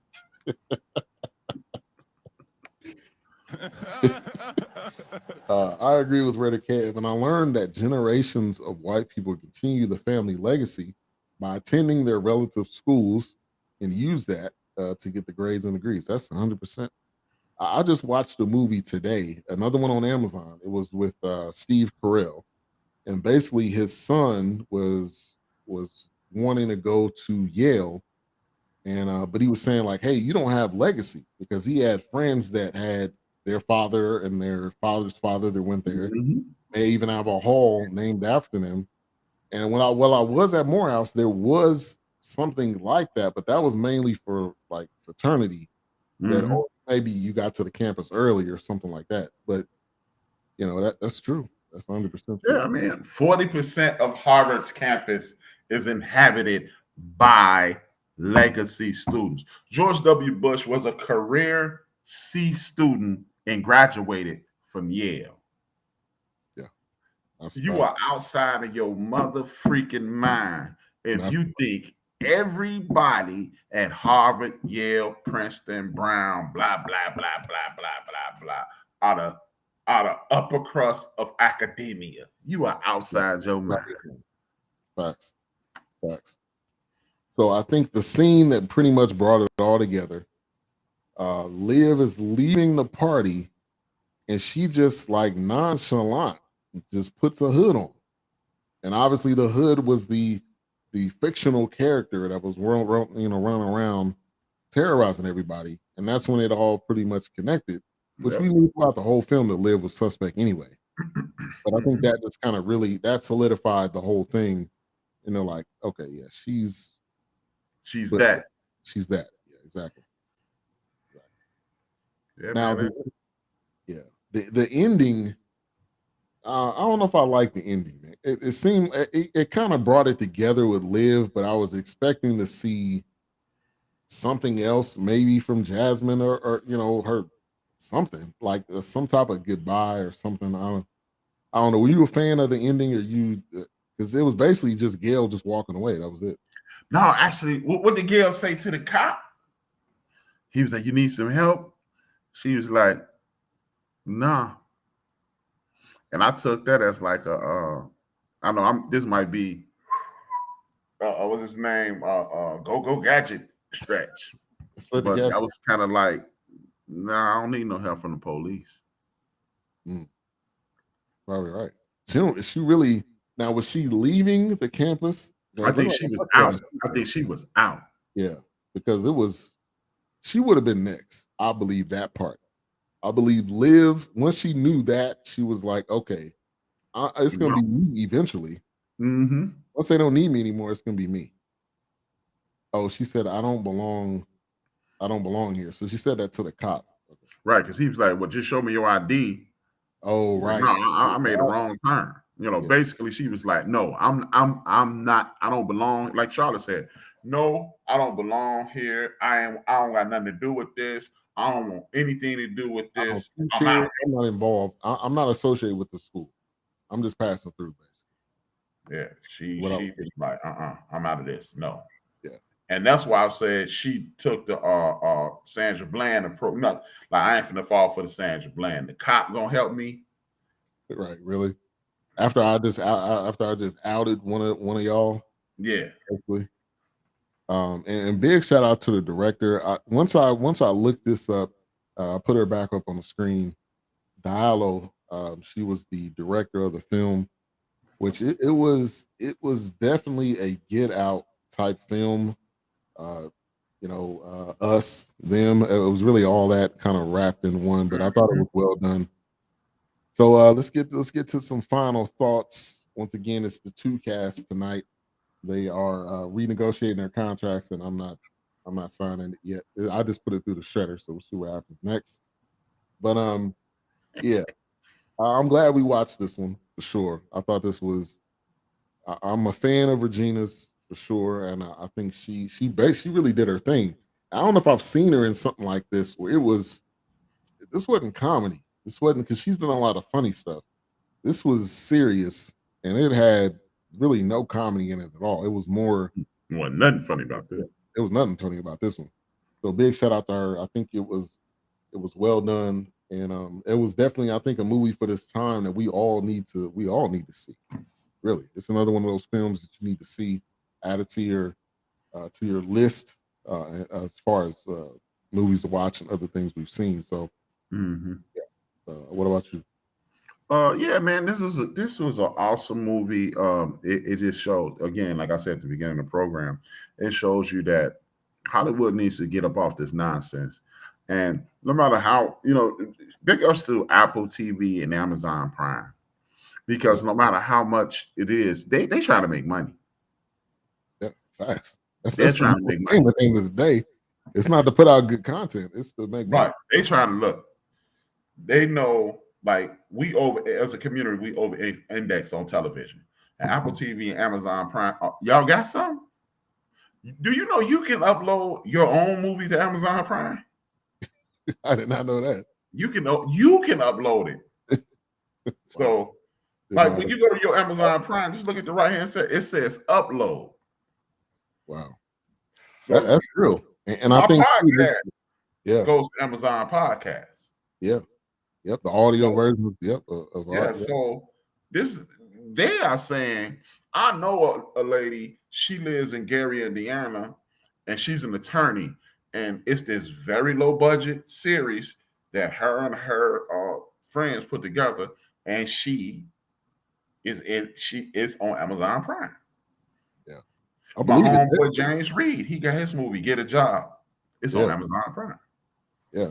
Yeah. There's a guy I know, drawing a blank on his name. I think his name is something Dalton. But he's got a movie a couple of movies actually that he's uploaded on there. So I mean, yeah, and I think too they gravitate toward, they will give guys opportunities. Ali, Swan Song, like that was on Apple TV, which that was a great movie. But it's too Amazon Prime got another series with Courtney Vance. I don't know if it's good or not, but I watched the trailer today. It looked pretty good. Yeah. What's my man name? I don't know why I want to call him Gregory Hines. He was Mr. in Color Purple. No. Samuel Jackson. Samuel Jackson got a new series on Apple TV. Yeah, which is based on a book. What's the guy's name? Walter Mosley. I think it's based on a Walter Mosley book. Yeah. That's another good one that's out there. You know what's crazy? It's funny in show business. It's funny that you brought up Walter Mosley. I did not know Walter Mosley is writing for Snowfall. Really? So he took the place of Singleton, Singleton. maybe. Singleton, I think he was. Wow. I think he was just a producer. Oh, okay. Okay, he wasn't a writer necessarily. He just curated the whole thing because him and Rick Ross got into it about that. Because this is nothing but the Rick Ross. That's nothing but the Rick Ross story. Really? Yeah, the real Rick Ross, not the rapper. Yeah, not the rapper. Ricky, Freeway Ricky. It's the Freeway Ricky. Think about it. The only difference in Franklin Saint and Freeway Ricky was a functioning illiterate. Franklin Saint was an A student in a private school who got turned on to drugs and then snowballed into it. Freeway Ricky was a functioning illiterate who was very good at tennis. He was statewide ranked, but he couldn't move forward. And then he got turned on and then flipped it into something else. Yeah. Wow. I mean, it's the same town, it's the same scenario. We appreciate you, Charlotte, for tuning in. We do our best to break it down, give our opinions. Golden says, I used to stay in Williamsburg where William and Mary is at. They had a football game that was full of alumni, all these old white dudes. Yeah, not surprised there. Yeah, they were telling me that their great grandkids go here. Yeah, I believe it. That's that legacy, which I think we could institute our own legacy. For Mike, just because I needed to get help and understanding of all these pieces. Go ahead. You can look at what me and you doing. People are afraid to support us. People are literally afraid to support us because they don't want. Look, man, I got a homeboy who I told him about this. Where is it? Gotta pull it up. Give me 10 seconds. I got the. Haiti, Hayti. That's a news app is basically funneling all Black news organizations into your phone. I'm talking about Chicago Defender, all kinds of news organizations. They're funneling it to your phone. And I told my homeboy about it. I said, hey, man, check out this Black news organization. The Black news app. It's all the Black newspapers and periodicals. They come right to your phone. He said, nah, man, I just keep looking at CNN. Ain't it? That is not it, bro. Like it took me a minute to kind of figure it out, but that ain't it, man. It's the only news possibly MSNBC to a degree, and the lady that's on there, that all she doing is spitting out the facts. I mean, she ain't on. They're that station that's really not on either side. They just gonna tell it like it is. But again, there's so much other content that's out there that's gonna tell you straight up how it is. And a lot of other stuff is fluff. So yeah, man, look. This is to encourage Information Man, CJ, and the Elevate Show, me and you, Dog, everybody who's affiliated with us. The BCC? Got so many viewers they get per night. Just throw out your best number now, and don't forget this is an international news organization. How many viewers they get per night? 2 million. 4,000. Wow. Roland Martin gets more than them. Wow. So if we stop assuming that we need, look at it this way, man. Look, most Black people in America love Jesus, especially this week. If you don't love Jesus, no other week of the year. This the week most Black people loving Jesus. That Jesus in the building. Jesus is my man. I love Jesus. This week, Jesus only had 12 people rolling with him. Yep. And they fell asleep. So, look, man, Bill Cosby, people hate him. You can hate him, love him, call him a rapist, call him whatever you want. But Bill Cosby said this: you only need 0.5% of the population to support you, and you will be richer than you ever assumed. 7 billion people on this earth. If me and you, if Built for This Network and BS3 Network got 0.5% of just the Black community to focus on them, Roland Martin is getting 40,000 views a night. No, he's not even getting 40,000. He getting sometimes he getting 27,000 views in a night. I'll see some of his videos. As a matter of fact, watch it. Let me go to Roland Martin Network right now while we talking, right? Yeah. If Roland Martin is getting, I'm gonna pull up what he did tonight. Roland Martin, let's just do it in real time and find out Roland Martin. Ironically, he's live right now. He got 241 people watching him live right now. Wow. And that's 241. Let me go back to that. 241 people watching him live right now at 11:10 p.m. Eastern Standard Time. Well, I'm gonna do one more thing. I meant to do this. Roland Martin.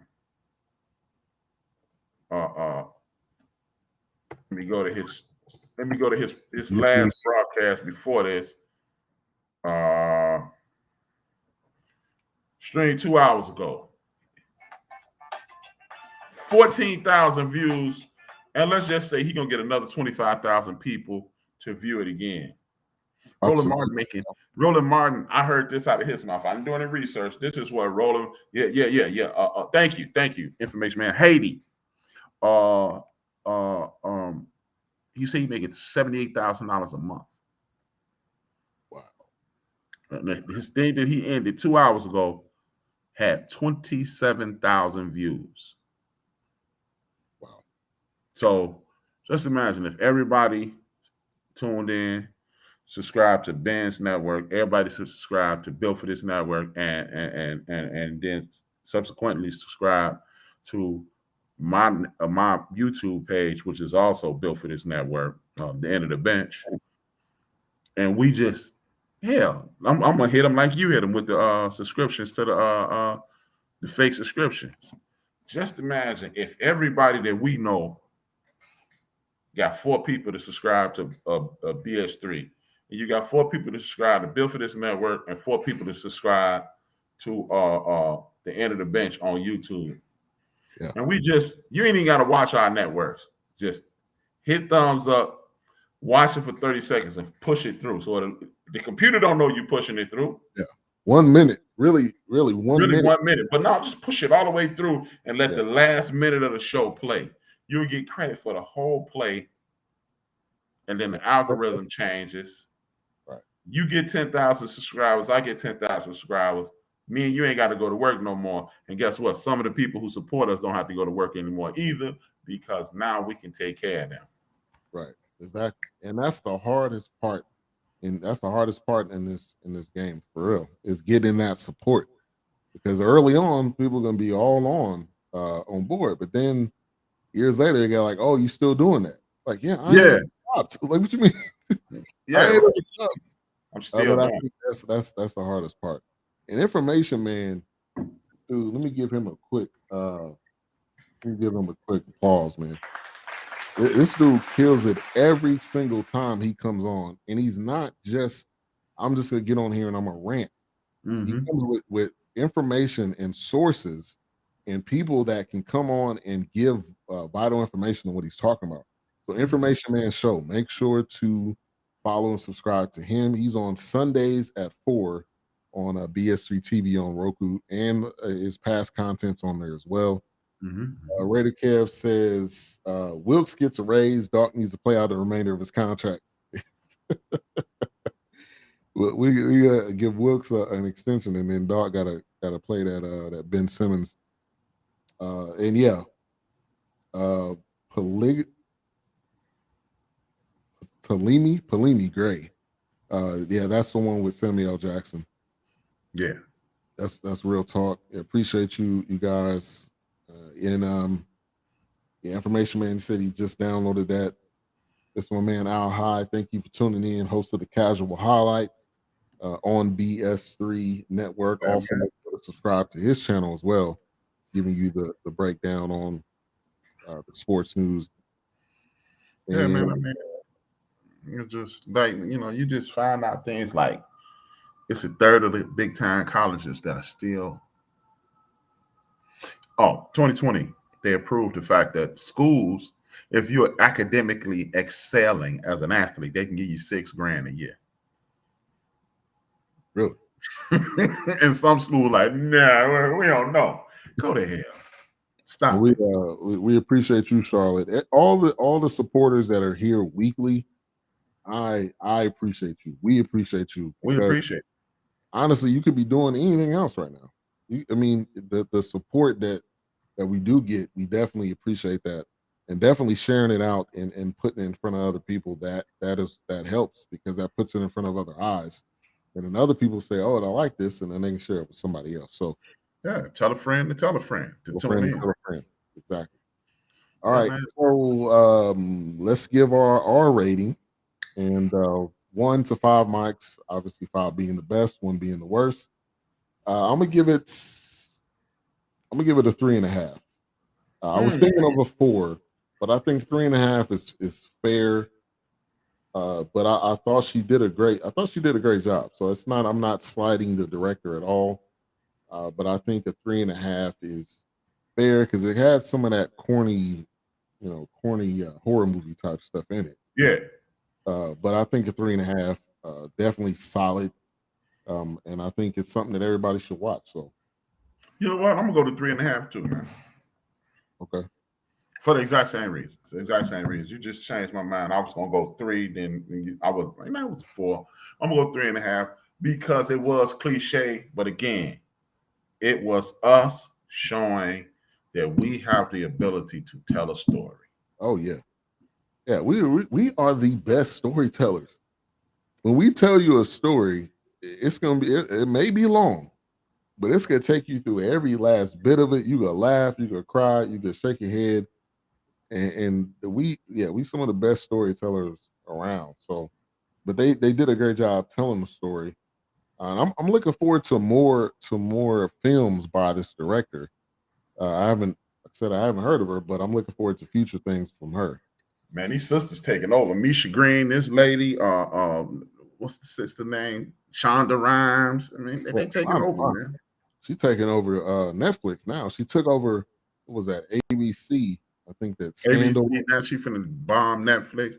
Grey's Anatomy is still on too, so she's still doing that. Yeah, but, man, it's the longest running television show on TV. Wow, she definitely got it on lock. So yeah, definitely continue to support. Yeah, continue to support Black directors, Black actors, and especially the guys that are diverse, like Mahershala Ali. I'm gonna brag on this guy. He's getting ready to do Blade, which obviously we know the deal on that one. But if you haven't seen Swan Song, those of you that didn't tune into the last episode, definitely go check that out. Let's see, we got 4 mics by Golden, and then we got, let me see how many we got here. We got 5. We got a 5 mic for Raider Kev. Okay.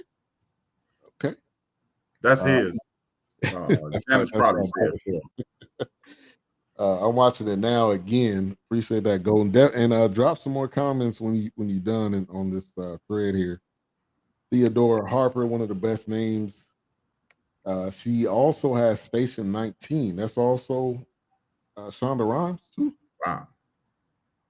She's busy. She's pushing out that content. Yeah, man. I mean, I think that's on ABC. Yep, that's on ABC too. See, and you know what's funny, man? I try to I kind of credit Shonda Rhimes for me not doing sports anymore, because I saw her on either Jimmy Kimmel or what's my man with the glasses, the nerd looking cat. He used to be on Comedy Central. Yeah, whatever his name is. Yeah, we ain't trying to get him no. Stephen Colbert. Yeah, Stephen Colbert. She was on one of their shows, and she was complaining about how hard it was to get movies funded. And I went on my sports show, and I'm not gonna call anybody out. And I was like, and I don't know what made me say this day. And I said, you know what, man, going forward, I'm not going to support any more movies that are not starring us. I was like, look, I'm single. And I can't tell you, I'm like my girlfriend, I can't make her not go to the show. Yeah. But if it's my turn to pick, I ain't picking that movie that ain't got us. And I got pushback, man. I got pushback from someone whose spouse is an actor, a black actor. And I was like, man, we 30% retarded around here, man. Yeah. Yeah, so, because the same thing we've been talking about with BS3 Network and with Built for This Network too, it's the same thing. It's just on a larger scale with them. They need that support. I'm saying I'm talking about black actors and actresses too. And creatives. Yeah, exactly. Rated Kevs, I accept the corny horror storyline because it was a metaphor of the horror story we live in America. That's a good point. Great point, Janice. A good point.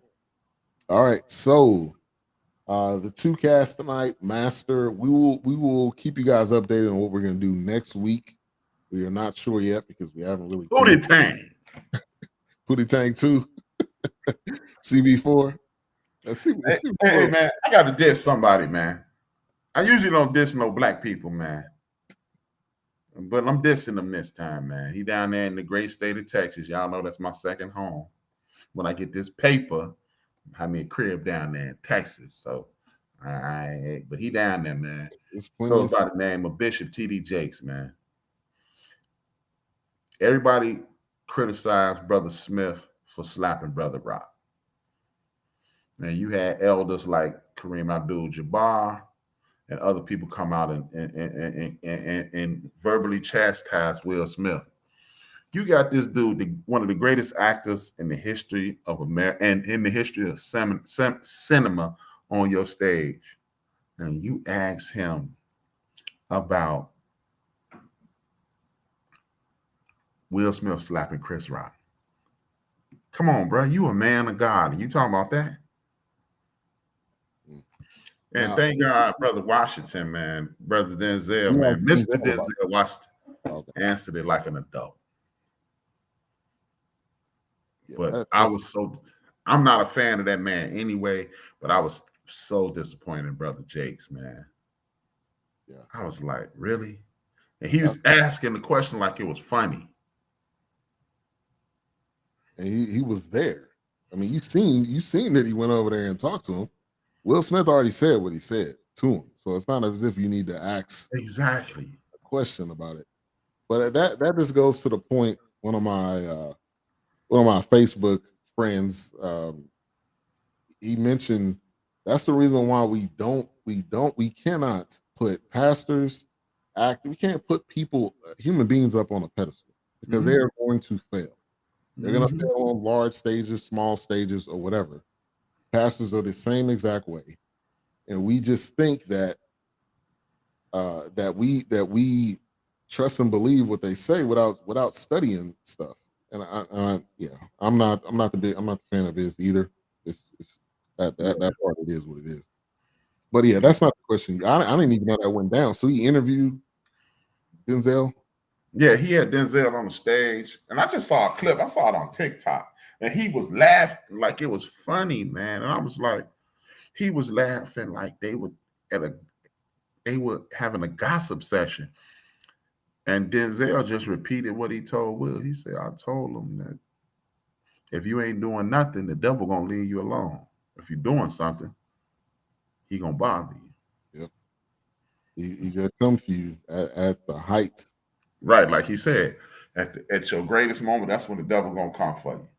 If you ain't doing nothing, he gonna leave you alone. So yeah, man, it disappointed me, but especially leading into this resurrection week, man. I pray for everybody to resurrect friendships, families, relationships, and resurrect your community. And what I mean by your community is your church.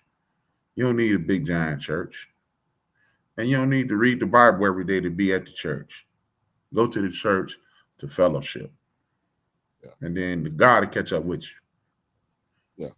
Yeah. That'll hit you in the face. Yeah. Yeah, you won't be able to get away from that part. Right. Just go because you need, because I'm and you usually, this is probably usually ask me what I'm talking about. I'm gonna mention this tomorrow. You got these evangelicals, these white folks talking about how they love Jesus and this, that, and the third. You know, But you willing to discriminate, you willing to judge, and you willing to hate things.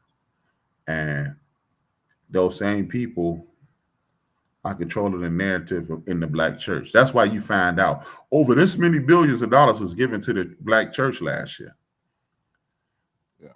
And yeah, is it big giant churches out there? And I'm not gonna say any names. Are there big giant churches out there that are taking advantage of the black community? Yeah, but guess what?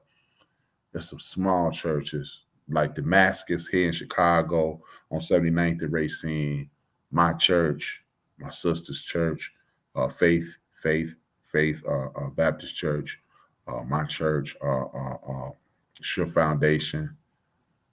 Not a gigantic congregation, but they're doing good things. And and that's what you need to be. How in the entire hell can you have 10,000 members under one pastor? You're supposed to have a personal relationship with your pastor. So. And I agree with this comment by Raider Kev. Glorify the word, not the person that preaches it. That's true. They are on fire, man. They are just the vessel that's speaking it. That doesn't you don't glorify that person. Even though I think that's, honestly, I think that's in our nature because we are loving people and we look to someone as a leader. So I get why we do it, but yeah, glorify the word and not or even if you glorify the vessel when he ain't spewing the word, he ain't God no more. Yeah, you God when you speaking the truth, but once you stop speaking the truth, guess what? You advising people to eat the apple. Right. Exactly.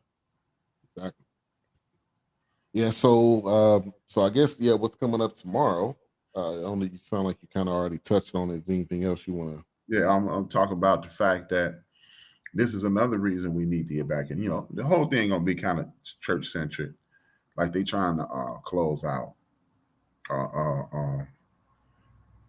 the lunch and breakfast programs at these schools nationwide. Wow. See, this is when them churches step in. See, man, there's so many things that we can do with these churches if we use the churches properly. Right. Use the church the way it's supposed to be. Not just public 4 walls. Right. Yeah. I mean, Matthews tells you that, man. Remember, Matthew 21, Jesus rolled in on the ass and started kicking ass. Right. Exactly. Hey, so we need to ride in on some asses at these churches and start making phone calls. And just in case you don't tune in tomorrow, people who are in public service jobs, people who are in public service places of employment, that could be police officers, not-for-profit organizations, teachers. I need you to go to the PSLF student, and that is relief for your student loans, and go to studentaid.gov, and fill out the paperwork. It's two pieces of paper. Take that to your HR. And I know of a guy here in Chicago. He went to Chicago State, went to Loyola, and he just got $90,000 relieved. Studentaid.gov. I'm actually going to the site. Even if you don't watch my show tomorrow, use that information. That's a nugget right there. Yeah, PSLF. He said, I know. Another great point by Janice. Yes. We know it ain't you, man. Relax. And make sure to subscribe to Raider Kev's channel. He does really some of everything, really talking about the lifestyle change him and Janice is going through, talking about the Raiders, doing some gun content as well, which Janice be killing it. Which I'm gonna be doing some training next month. Something that I've been putting off, but it's necessary for all of us to really go through some gun training, know how to use a gun, how to handle a gun. That stuff is important. So we will be back next week. It should be the four of us. We'll give you more details. Just follow BS3 Network on all avenues of social media. You'll be able to see what we're doing next week. And follow me on social media as well. On Facebook, you'll see it on there too. And I'm not sure if it's going to be a Queen 3 and King tomorrow, but I'm sure you'll see the alert if it comes through. And we'll definitely be back. So as we always do, we're going to kick it to you, H-Rap. And then I have What You Need to Know by Sybil Wilkes. This time it should work because I double and triple checked it. But go ahead, H-Rap. Oh, well, as usual, shout out to Craig Smith and Reggie O'Shea. Jesus Christ. And Reggie, complete blank, didn't I? With Reggie O'Shea, Combat Jack, he used to end all his shows. He inspired me. We call him the Pod Father. And we go dream those dreams and man up a woman up and live those dreams. Because life without dreams flows from black and white, and life without life without dreams flows in black and white. Life with dreams flows in technicolor and surround sound. Thank you, Alfred. I'll get that on a t-shirt. Thank you, Alfred.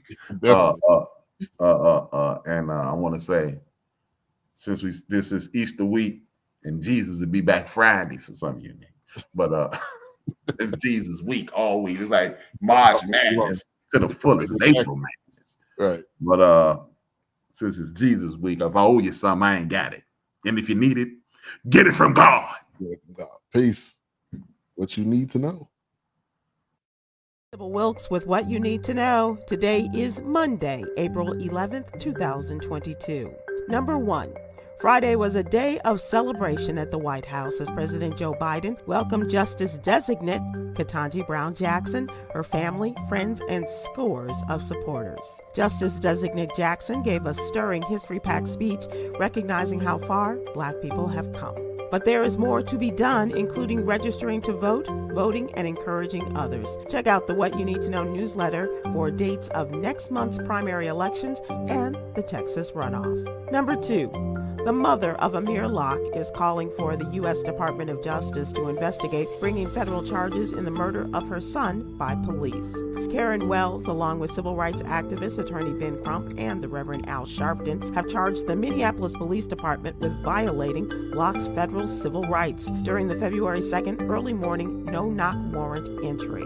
Prosecutors announced there was insufficient evidence to prove beyond a reasonable doubt that policeman Mark Hanneman violated state statutes regarding use of deadly force. Number 3. President Biden's requirement that all federal employees be vaccinated against COVID-19 was upheld last week by a federal appeals court. The ruling said the federal judge did not have jurisdiction in the case, and those challenging the requirement could have pursued administrative remedies under civil service law. Mr. Biden issued an executive order September 9th ordering vaccinations for all executive branch agency employees, with exceptions for medical and religious reasons.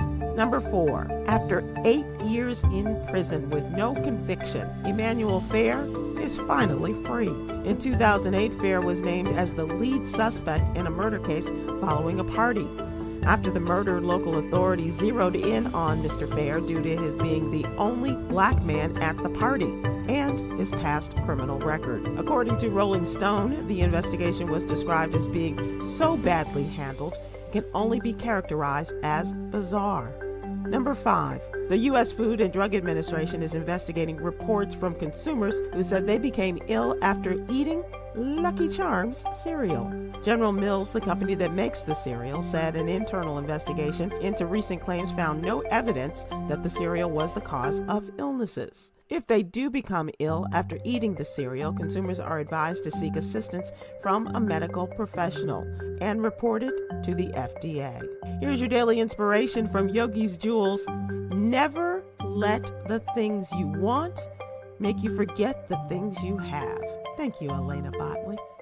Join me today live on YouTube and Facebook at 7 p.m. Eastern, 6 p.m. Central with comedians extraordinaire Chris Paul, Huggy Lowdown, and social justice activist Coy Malone as we discuss today's top headlines and more. Thank you to our What You Need to Know partners, Alpha Kappa Alpha Sorority Incorporated and the American Heart Association. To subscribe to my free daily newsletter, please visit SibylWilkes.com. Be informed, be empowered.